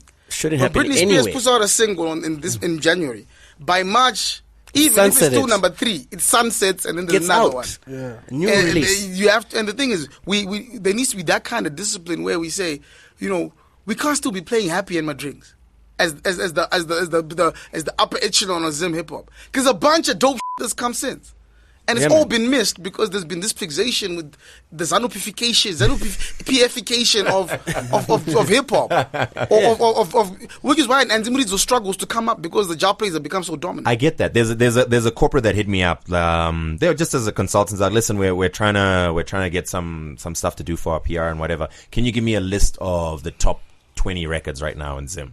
I sent them a list of like what's popping right now. Like, Japraise just released his song. There's this song by Nigi, blah blah blah blah. Right? They get the item. I'm like, cool. I know about 10 of these. All right. Can you also include Kure Kure ya Japraise and Amara Brown? I was like, fam, you're talking about a song that's 3 years old. That's not what's popping right now. Oh no, but like I like it. Cool. But you're telling me you're looking for music that's popping right now, that's current right now, because you want to tie some of your products to it. You want to tie some of your products to something so that when people hear the song, whatever, you know what I mean? Why are you looking for a song that's 3 years old? Yeah. No, why? So for Andrade, for example, I knew it had no chance when I listened to radio and I kept hearing Mukoko. I knew it had no chance. And that's what kills the record. And that's a great record. A lot of people that hit me up, they love I Don't Care more than Mukoko, and I'm like, huh? And I realized it's because there was still Mukoko in the way. I Don't Care is a better record, production-wise. Great guitars, great melody. I don't care about anything, I do care for. It was a good record. Vocally, Cynthia did a wonderful job. It just had no chance. So no chance. I guess again, it's like, how do we get our superstar DJs out of the way of good music? Nah, tell you what. You're speaking to the wrong person, because this is the guy that chooses all the music on radio. So on ZFM, I'll tell you what. On ZFM, I will speak from what I see on ZFM, but it looks like it's the same elsewhere. We seem to have that same problem of clinging to the old. Just ZFM itself. Our breakfast show is TK, who's 40-something plus. He's been on radio for years. I mean, this is an old school DJ. Yeah, man. The mid-morning show is Patience Musa. Again, someone else who's been on radio for a decade or whatever. In the afternoon, it's DJ Munya, someone else who's been on radio in the 90s. So, I like, should give him a Sunday show like Temba there. exactly. So how then do you get that whole fresh new kind of vibe when people are still? That's an easy excuse because. No, it's not an excuse. I just mean it's the same kind of whatever culture. you think about it, like if you go to UK, it's the same thing. I'm spacing on his name. Westwood's off radio though. The guy from he's on Capital One. He's on Capital One Extra. Yeah, but then he's Tim not popular. Westwood. But I tell you The what, rap Phil, show is not Westwood no more. But Even Funk Flex is off the radio. no, he's on. I was gonna say, but the other guy, the guy who's in New Zealand now is at Zane Lowe. Zane Lowe, exactly. Zane Lowe's been in the game for 2 decades. But have you listened to Zane Lowe's show though? Zane Lowe music. breaks new music like I can't believe. And the thing is, there's two things that Zim doesn't have. Specialist DJs one. And there's no culture that allows for the young to come up. It's a closed garden. Like, it really is a situation where if you want to break on radio, you've got to do like what Ahmad and Kiri did, which is literally intern for months and beg and bleed. Guys, please! To get paid. Cool. Please! Let me on radio, please! And that's a serious... There's no youth culture. I mean, There isn't. there really. I mean, why is isn't. Tuck Money not on radio? I mean, that makes no sense.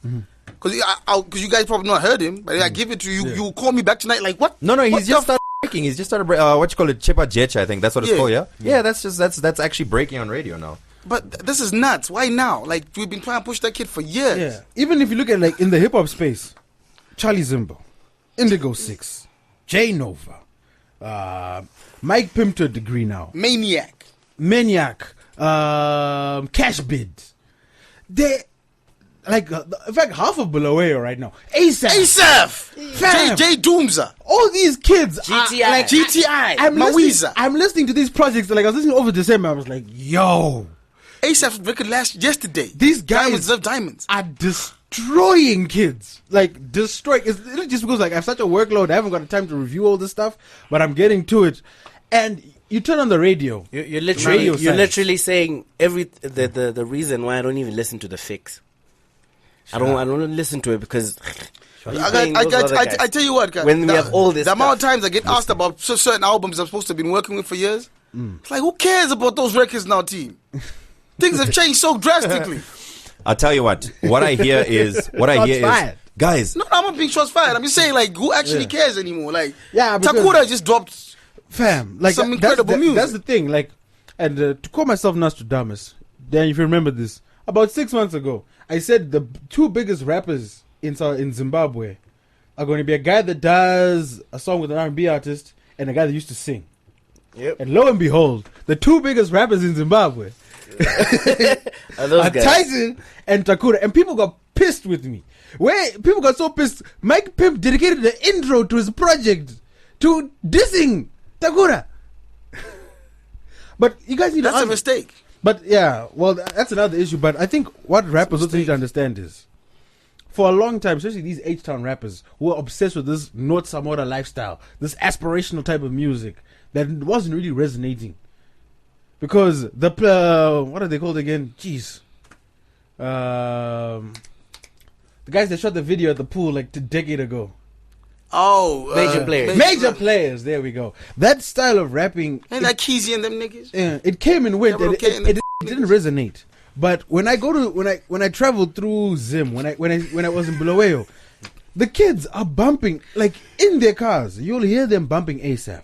You'll hear them bumping Charlie Zimbo. You'll hear them bumping Indigo. You'll hear them bumping Titan.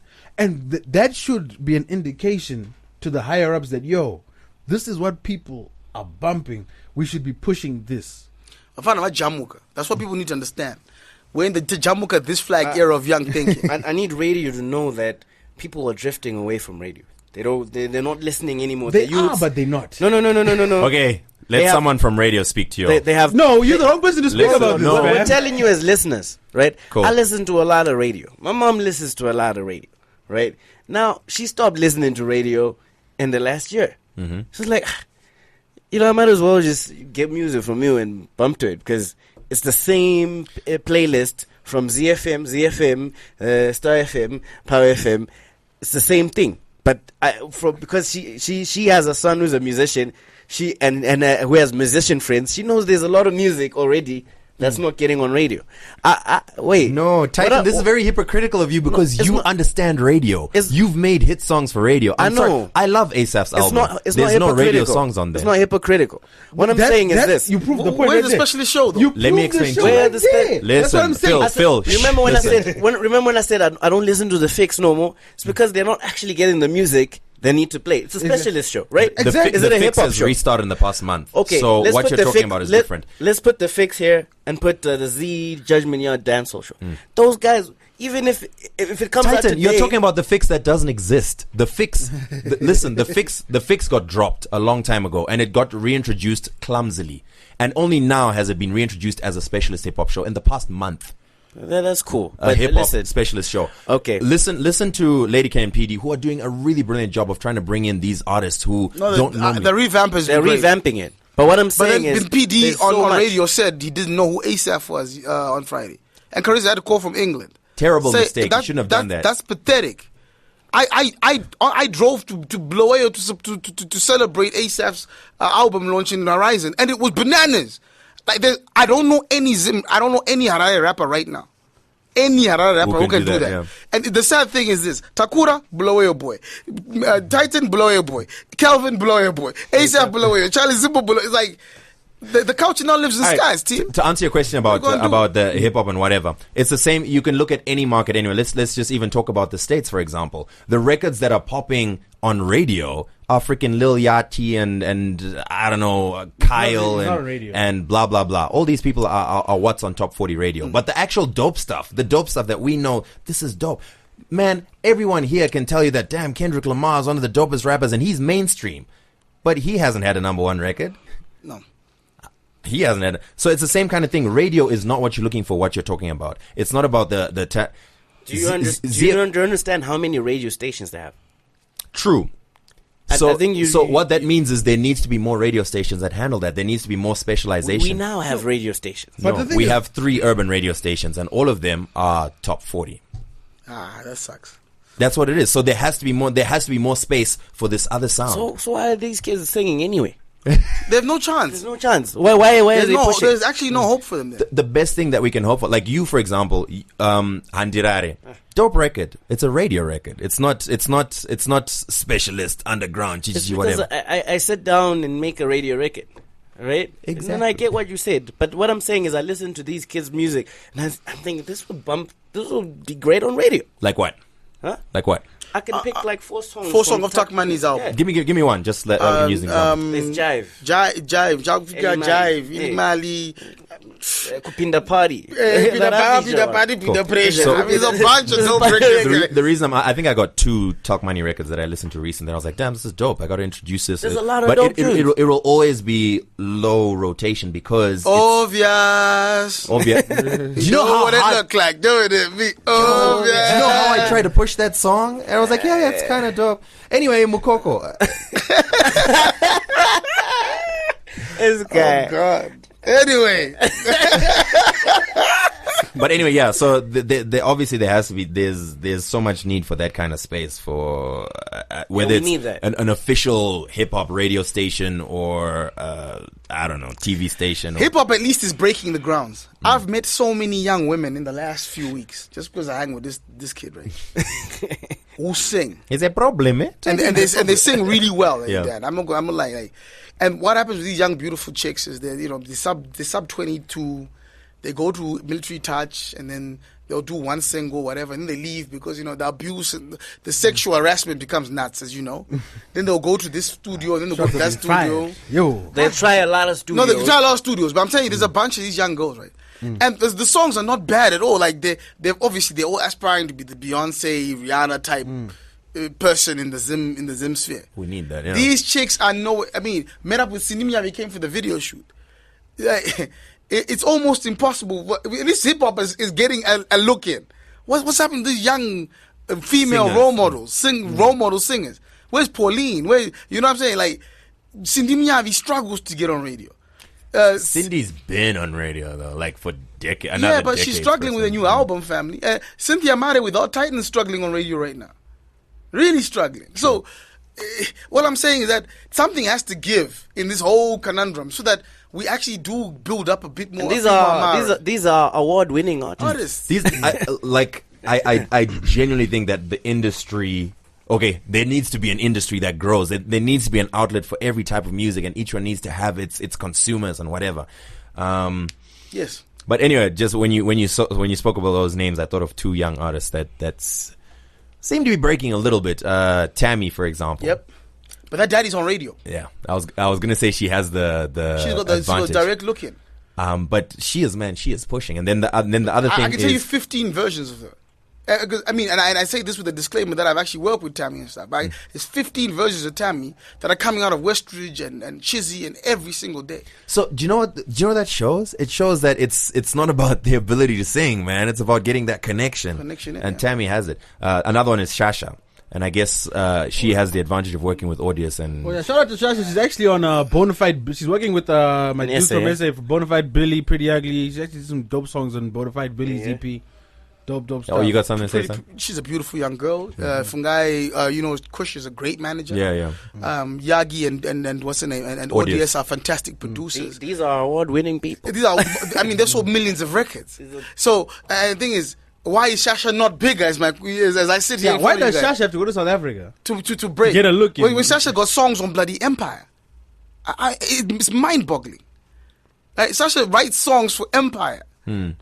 It's hard to explain this, but you get there and they're doing this song. It's like it's submission for Cookie to sing this in Empire. I can't. It's a discussion I have with Dan a lot because Dan's on radio, he sees it a certain way, and because I'm not on radio and I deal with the other side, I tell Dan like, yo, radio in Zim, it's not gonna last. The only thing that's stopping radio in Zim actually exacerbating its death right now is the fact that we have institutions like Potras that stop the data from getting cheaper, that are doing everything they possibly can to inhibit development, growth, and innovation. Because the moment if Econet smarts up and is what MTN is doing, like MTN right now, MTN has the biggest streaming service in Africa and no one knows about it. MTN has 3 million subscribers in Nigeria alone off MTN Plus. So there's no radio in Nigeria? Listen, there's radio in Nigeria. There's no top 40 radio in Nigeria that plays the same songs over and over? Dude, radio in Nigeria is another institution that is also dead. Can I jump in and save you here, my nigga? Listen, Cliff Central in South Africa, Touch Central, these are not radio stations. These are podcasts. Their listenership and the amount of funding in those particularly, there's 2 stations that I personally got a heads up on. And then you got 1875, you had Motuma Mawere, which is down in Rivonia, in South Africa. Another podcast set up just like this, an internet connection. They got staff, they got program directors. You know what I'm saying? These are podcasts that are set up like ZFM. The ZFM. It's like ZFM. We said bigger buildings. So I'm telling you now, my nigga, you give me an internet connection and give these youngsters the ability to get to my station, I'll kill ZFM in a week. Okay, did Touch Central and Cliff Central kill Metro? That's or 5FM? That's a totally different thing. Touch Central. Why? Touch Central and Cliff Central are able to survive. If you look at the economy of scale, Touch Central and Cliff Central, those are 2 stations. They occupy the building. If they have 2 studios, it's probably a third of this whole complex. They've got 2 studios. So one does the talk show, Touch does the music. They employ about, at most, 60 people, which is about a 10th of what SABC employs. They are reaching, possibly, we could even say, 10 to 15% of the audience. But the revenue per listener is bananas. And because they are reaching them via digital, they have better metrics. Right now, today, you guys do not know how many listeners you have. It's a guess. All you guys are doing is doing a survey with a control group and you're extrapolating to the size of the audience.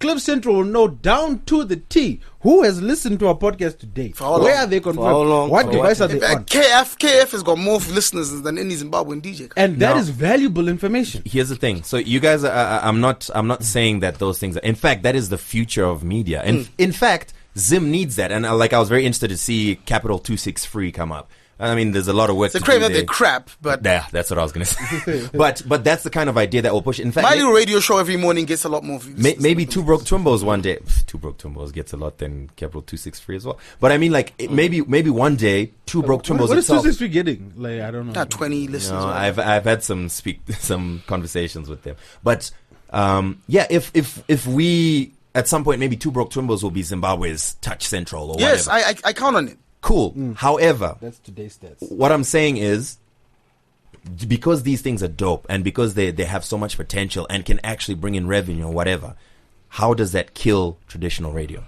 I don't think we have to kill it. No. But I think we just need... Radio, Or unless by kill you mean make more than. No, in no, which no, no. case, What radio needs is exactly what studios need today. And if you look, even what the music industry needs. If you remember, when iTunes first launched, Steve Jobs could not get any of these record labels to give up their music because they're like, nah, we're not letting you guys buy this stuff. Because if you remember, the record labels made money by bundling. If you wanted to get, let's say Eminem dropped an album, and all you wanted to listen to was "Sing for the Moment" on the Eminem show, you'd have to buy the whole Eminem show. iTunes will let you go and say, nah, all I want is Sing for the Moment, and you'd pay your 99 cents and you get the song. The record label didn't want that. Eventually, they had to cave in because of the pressures and the competition.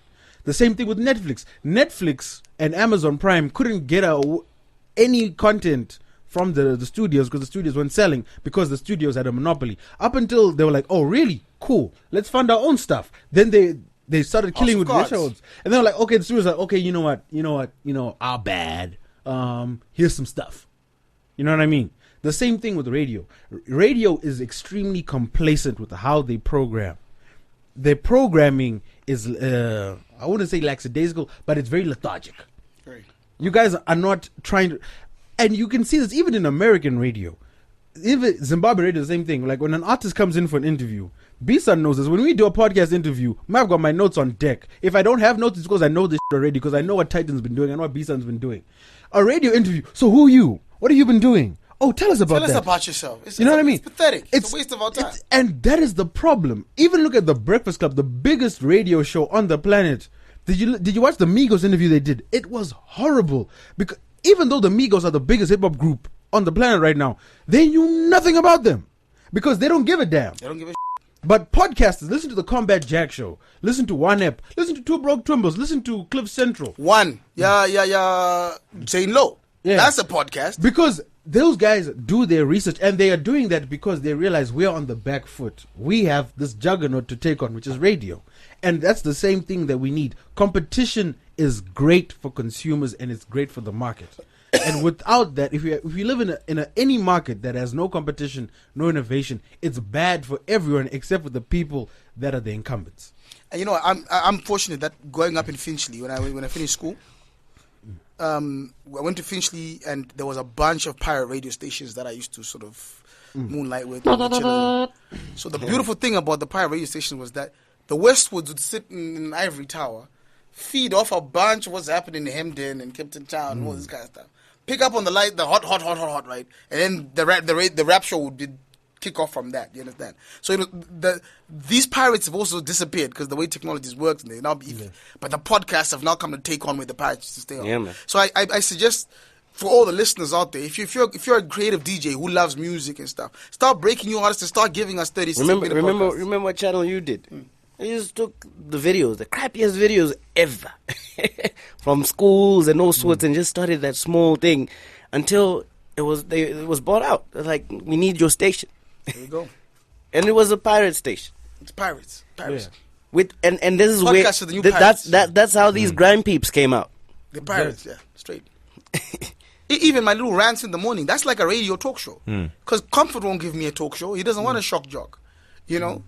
Super won't let me come on here and talk. So I'll do it directly. Heck, I wouldn't even let you do this. But imagine what the ratings would be like if you opened it up like that. But that's the thing. Like I said, the incumbents, they want to remember the status quo. Because as much as you don't want those individuals, you don't want those shock jocks, there is an audience for that. And it breeds conversation. The Breitbarts of the world, as rancid and horrible as they may be, there's an audience for that, and they breed conversation. Because Washington Post and them were sitting on their laurels. Exactly. And now they're like, oh snap, we got to get to work now. Huffington Post came through and then, oh God. Yeah. Now, I'll tell you what happened to ZFM.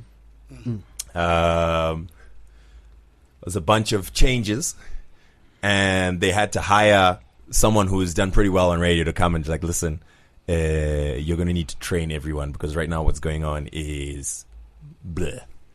In fact, this whole conversation we had right now about interviews has been a major point that we've been trained on at ZFM. And I've seen it myself. I'll tell you what, at ZFM, I can count 2 people that I consider put work in their shows. One of them we just saw, So Profound. My dude, from Monday till Saturday, he's like researching, he's putting together clips, he's like whatever. And I'm like, damn, shouldn't I be doing something? I got a radio show too. For real. And here's the thing, I don't, like, when I first heard him, I never thought he had a radio voice or persona or whatever. But he has one of the best put together radio shows that I've always told him, dude, you need to make a podcast out of your show, because you package it. He's going to have a guest that talks, and he's going to have blah, blah, and all this put together. For the first time ever, he had a concert on radio, which is different to a live performance. Like, he called it 4 Kings concert, and he brought in Sani Makalima, Prayer Soul, Ngoni, and Trevor Dongo. And he made this whole concert on radio, which was streamed live on Facebook and YouTube and whatever. Wow. I was like, damn. Creative. Like, you're actually thinking. I need who did I tell? Way back when ZFM was starting up, Pam. Yeah. I was like, why aren't there any cameras in the Why station? is this the Daily Show? That's another thing. We had a huge story about that, and so now they're setting up. They're not going to have permanent cameras, but they're setting up with Mighty Movies. That's what I was saying, because Mighty Movies was over there. I was like, why aren't you streaming live on vertical integration, guys? Vertical integration. It's anyway, important. my point is, and this is like 5 years. I actually 100% agree with you that as a general rule, radio has become very complacent. But it's not about the choice of music they play to a large extent. Well, okay, it can be, but for the most part, most radio stations have an agreed formula for music, because they recognize whatever market they're trying to reach, or whatever quota they're trying, or whatever. You know what I mean? I can, for example, Star FM, for example, is air quotes a talk station, but recently it just plays ads. Yeah. But recently they've been moving towards music and whatever. And I think for a Zim music industry to thrive, you would rather have fewer songs play on radio when there's few radio stations, rather than constantly breaking new artists, new songs, and new whatever. That's not going to help any artist. If Tytan's song or Tytan's music plays on all 3 radio stations regularly, people are gonna start listening to his music, and he's gonna blow up. If we play Titan's song today, Mangwana we play, ASAP's the next day we play, everyone's gonna, I may possibly have heard a song from that person. Okay, can I demarcate radio and DJs, because DJs also I guess be lumping them together, which is not right. Takura's songs, for example, which his EP is dope. There's the new Morpheum Kono record, whatever. We were out with his birthday this last week. We all of the craziness, and we never heard them records once. And I find that kind of mad. In the club. That's in the crazy, clubs. yeah. Whether it's the Fold, whether it's Long Chen, whatever, we just don't hear these records. Dude, at Shoko Festival, Phil, when you were unable to help me MC, I got a DJ to help me, because I hate those long silences. They're like, yo, want to give a big shout out to whoever the artist is. We're gonna wait for the next artist to set up or whatever. I mean, you don't want to be over there. So well, now what?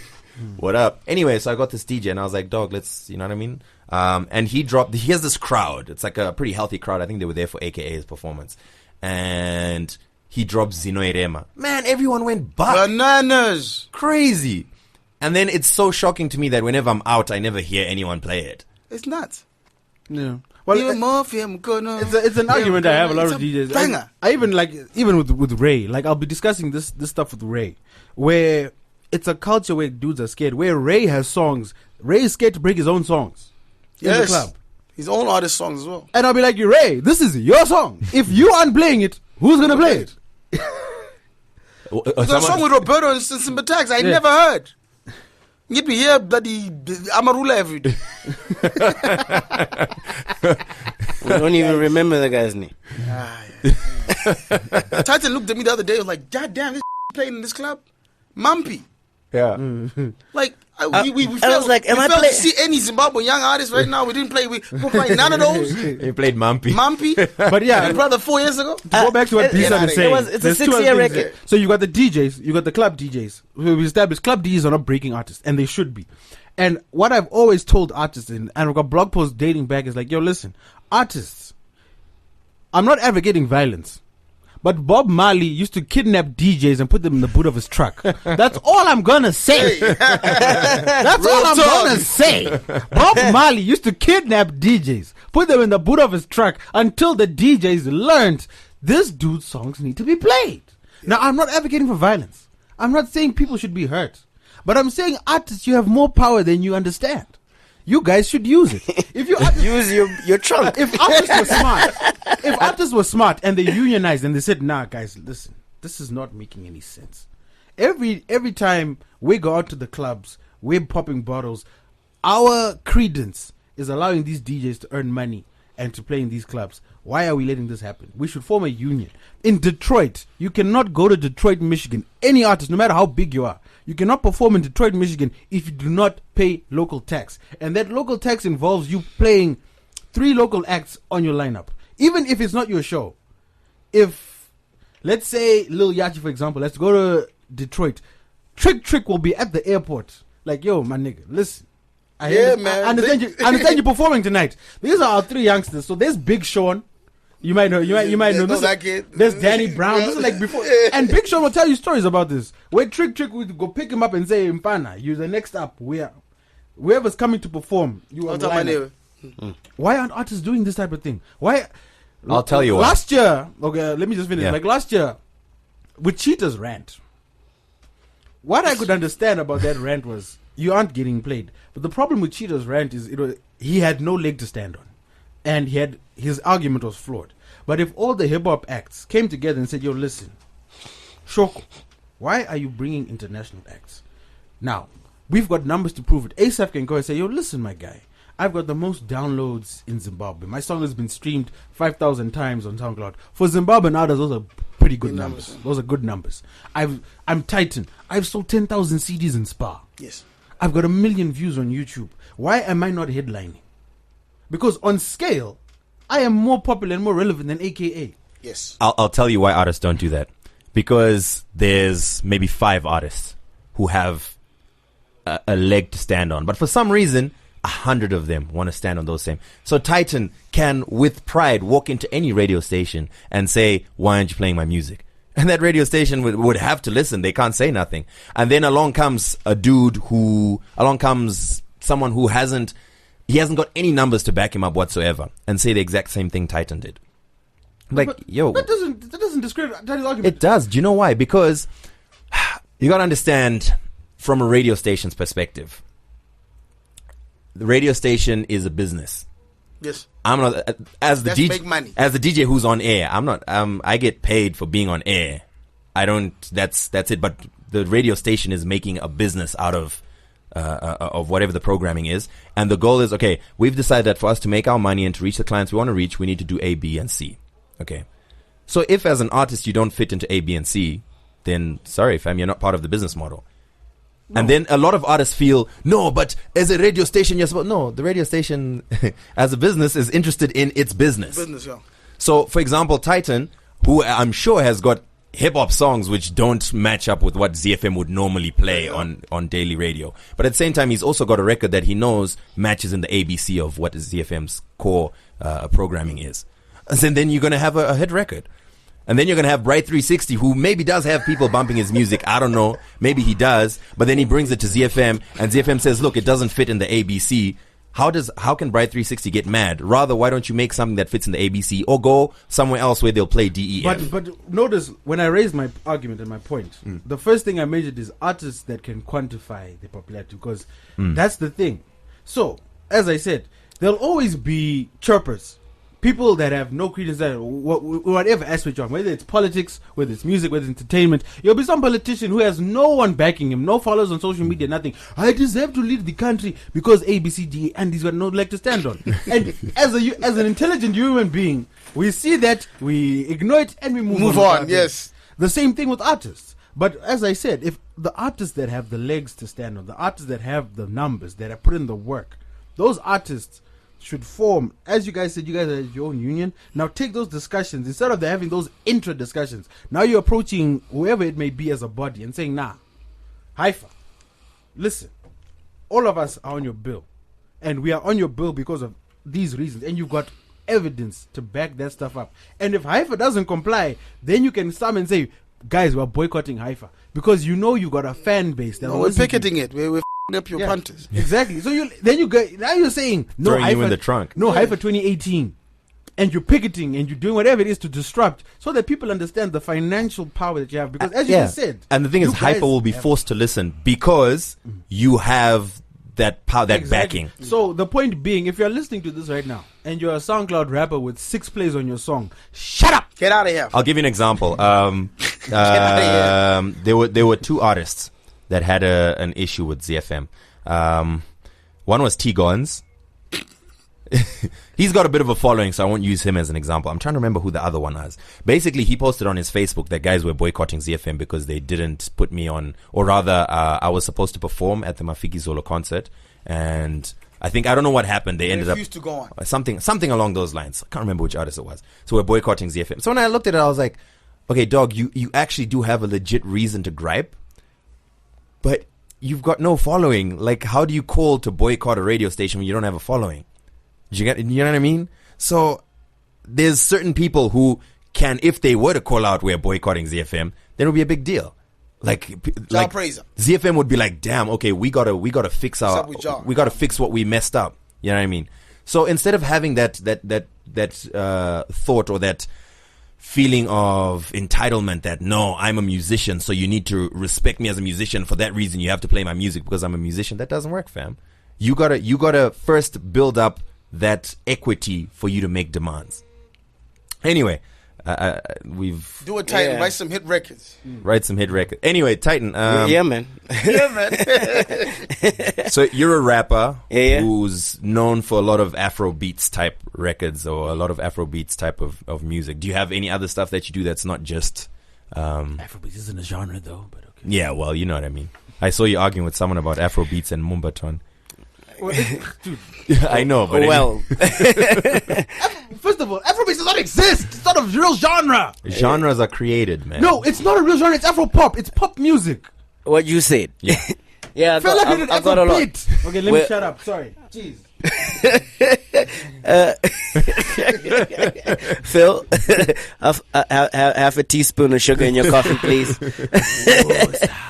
Actually, I got some music that's not Afro beats, like what you're saying. Actually, we've got a new record that we did the video for, right, and more. But this one is pretty much going to be a game changer that will make a lot of Sing Jays be mad at me for cramping on their style, right? So it's something you need to expect. R&B tunes are there. Then again, I don't take away from the rapper in me. I'll always have my raps in there, right? But we've got that. We've got that as well. So we got this new video dropping on February 14. Yeah. Along with the record. Hopefully a video for Antirare soon. Definitely. Anything else that we can expect? The reason why we thought not to do the Antirare video straight away was just we had to push the boundaries of artistry. So we said let's write a song in one day, a really dope record. So we went with Tytan to Adrian from South Africa. We started making some music, playing some keys. It's another story for another day. That's my guy here. My guy here had a couple of melodies and a couple of ideas he had for a song called Bull, which was dope. So then we started working on the track, and then the video. Basically, we wrote the video before we wrote the track, so it's all gonna work backwards. So it's gonna be beautiful. It's gonna be great. It's gonna be beautiful. Yeah. Then trust me.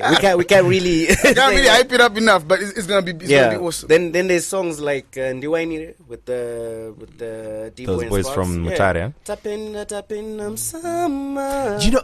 People love that song when there's a video. I know a DJ who regularly plays it, like out at gigs and whatever, and people like vibe to it. I'm like, they really love that song. Who doesn't like My Baby Akashama? we all like that stuff. Anyway, there's those type of tunes as well. The reason why I push more Afro and all that's my shit. But he's gonna come off on some bars this year as well. I mean, you'll see him in weird places, flexing those muscles. He's on the Tuck Money album, the Chipper Jetch album. And okay, at this point, you already have enough equity, I suppose, to even pull big names. You know what I mean? Like regionally. Oh yeah. Any plans with that? The album. Oh yeah. Definitely. we got some names. The album is great. And it has songs. I went out to SA to record some tracks that side. It was great. A lot of people didn't know what I was doing. I thought I was just flexing on Instagram and all that. Yeah, but normally when I'm working, I like to bring it out as a surprise. I've been trying to finish up my album, which is still, you know. Found this Ndebele kid in Joburg. Name is well, to us is colored because it's Shona and Ndebele. What is his name again? He's Kudzi. Kudzi. This kid lives in this flat in Joburg, right? And he's got his keyboard. And his keyboard is connected to his TV, which is running his software, like Reason or some shit. And he's got guitars and he's got whatever. And there's no picture of no girl. There's no, like a kitchen. There's a bedroom, right? And this kid is the most musical genius I've ever heard in my life. Okay, like he's fantastic. He's fantastic. I mean, and the people he's work with, like Berita, Nati, AKA, you know. Like he's an incredible young Zimbabwean kid who sits there, right?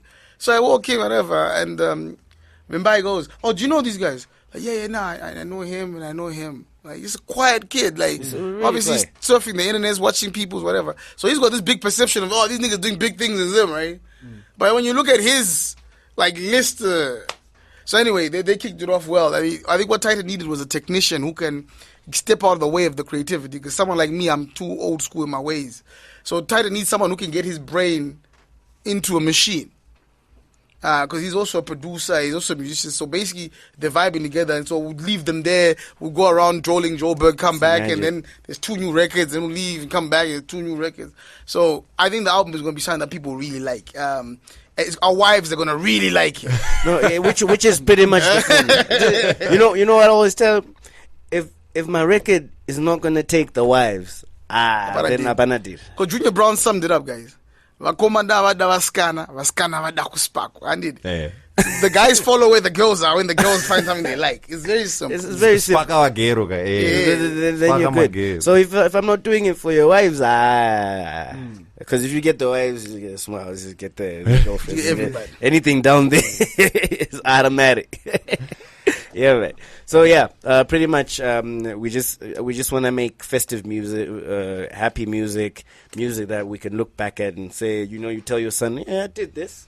You're not trying to hide your records or call the radio stations. Can you get that off radio, please? Nah, that's the music we're trying to make, and I think it's really going to be exciting this year. People will love it, especially musicians. I think a lot of people are slipping, and I've been working hard every day. It'll cause a lot of problems. Oh, that note. Yeah, looking forward to it. Absolutely. All right, man. I think we could wrap it up, Phil. Yeah. Yeah, I think we've covered the full gamut once again. It's been an engaging topic. No, but oh no, how could we forget? Tea time. Tea time. What's going on there, man? So, B-San, tell us. If you don't know what tea time is, B-San does this Facebook Live thing every morning that he calls tea time, where he just goes on this rant, normally very political. No, it's not political. As Zimbabwe, we're all political. Politically motivated, I guess. Yeah. It's something that happened. It used to happen in a WhatsApp group, believe it or not. I think you've also been witness to some of the rants that go on the WhatsApp groups. And the thing is, taking it now to Facebook Live was now, I think it made the most sense because the voice notes and stuff was starting to leak out a lot, and people seem to really resonate with that belligerent Rush Limbaugh, Donald Trump type rawness. I didn't know there were so many people like me out there who really, really, really are pissed off, are angry, they hate doing school run, they hate the fact that the water's terrible, they hate the fact that the Mageti situation is so bad, they hate the fact that our dads are still in the way of our progress. So I'm becoming the voice of those people. Now, I swear a lot because that's the way I talk in general life. And I know that the more I swear, the less my dad's going to listen, so it's good. So it's a dog whistle project. It's a series. I'll keep going on and keep talking to direct people that are going to listen to that kind of real truth. And I don't mind people disagreeing with me, but it's going to continue on, and they're going to keep stepping on the necks of those I despise. And those are idiots and fools and such. You know what I mean? People who bring down the crabs in a bucket syndrome that makes Zimbabweans not great. You know what I'm saying? So that's what Tea Time's about. It's not politics at all. It's purely the anger and frustrations of a middle-aged male with kids in an environment which should be so much better. You know, y'all are my younger brothers. I wish y'all were doing a lot better. Y'all should be extremely wealthy. And just going to Joburg, I've met a bunch of people who are equivalent, who are doing very well. Who, when they were in Zimbabwe, they were little boys. You know what I'm saying? Gee, thanks. No, I'm just saying. I like, know what you mean. Daddy, that guy I feel in SA or in England or something is someone who's actually celebrated. You understand what I'm saying? Not going to VVIP because we're broken, we got to sign in. No, it's because we actually can afford to be there. And this is the Zimbabwe that we would like to build, a place where we can be sophisticated and we can be aspirational, and we can be smart and not be afraid to be, because our daddies who've never used a smartphone in their lives are still making rules about smartphones.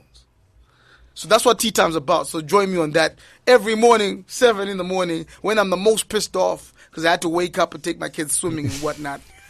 Paying for their accents. Thousands of dollars for an accent.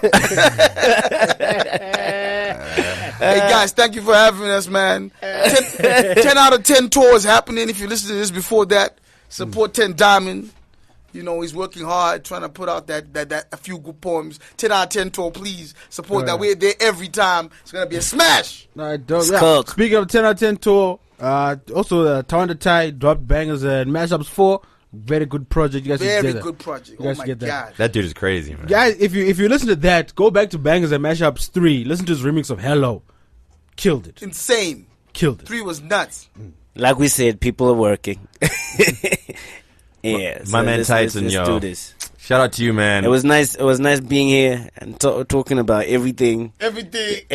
And nothing.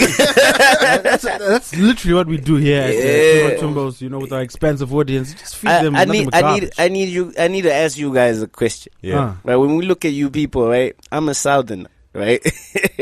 I know a broke person when I see a broke person. Now, wait. When I look at you and you look at each other, rather. How did you get this name? Because we're broke. Really? Yeah.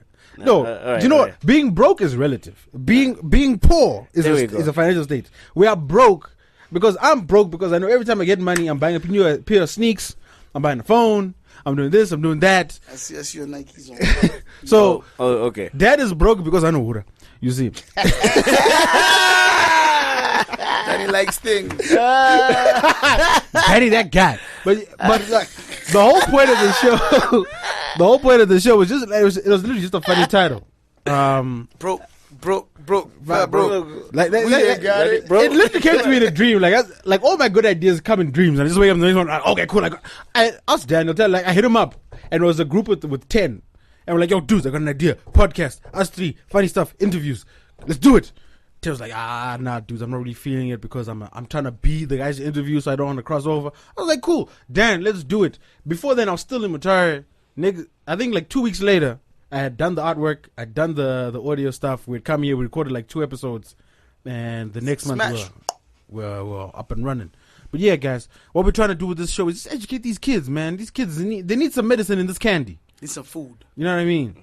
So we're trying to educate these artists. We're trying to... Dan is on radio. He's got a lot of experience. I'm trying to do a few things out in the streets, you know, just trying to educate these kids and also offer professional services so that we actually build an industry, because right now it's a circus right now. It's a circus. It's a circus. And we're monkeys in a circus. And it's something that we forgot to tell you. This year, we want to build the industry.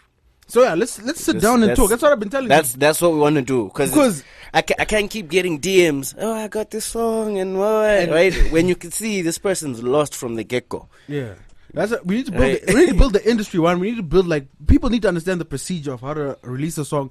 People need to understand the rights that they have. They need to understand what Zimura owes them, what they owe Zimura, so that in 5 years' time, I really want to get to a point in 5 years' time we can go to Zimura and file a class action lawsuit and say, guys, pay our sheets. You owe us money. We've been contributing to the fiscus. Now you owe us money. There are people that literally go to those Zimura offices at 11 a.m., 12 p.m. but they're still getting the allowances. They're still traveling the world, and they're doing nothing. Tragedy. All right. We got to get out of here. Thanks so much, guys, for coming through. I know it was long. Thank you, guys. This was it was short by B-Sun That's standards. what she said. Beautiful. It's always fun, guys. It's always fun. Yeah, Two Broke Twimbos, man. If you're listening to this via a podcast that you have downloaded or that you've received via RSS feeds, then you can also check out the website. Check out some of the other episodes that we've done. They're timeless, so even if it's some years ago, there's still a lot to learn from there. Definitely. And I think it's just a shout out to all the other Zim podcasts out there doing their thing. We see you guys hopping on our bandwagon. We appreciate it. No feeling stations, by the way.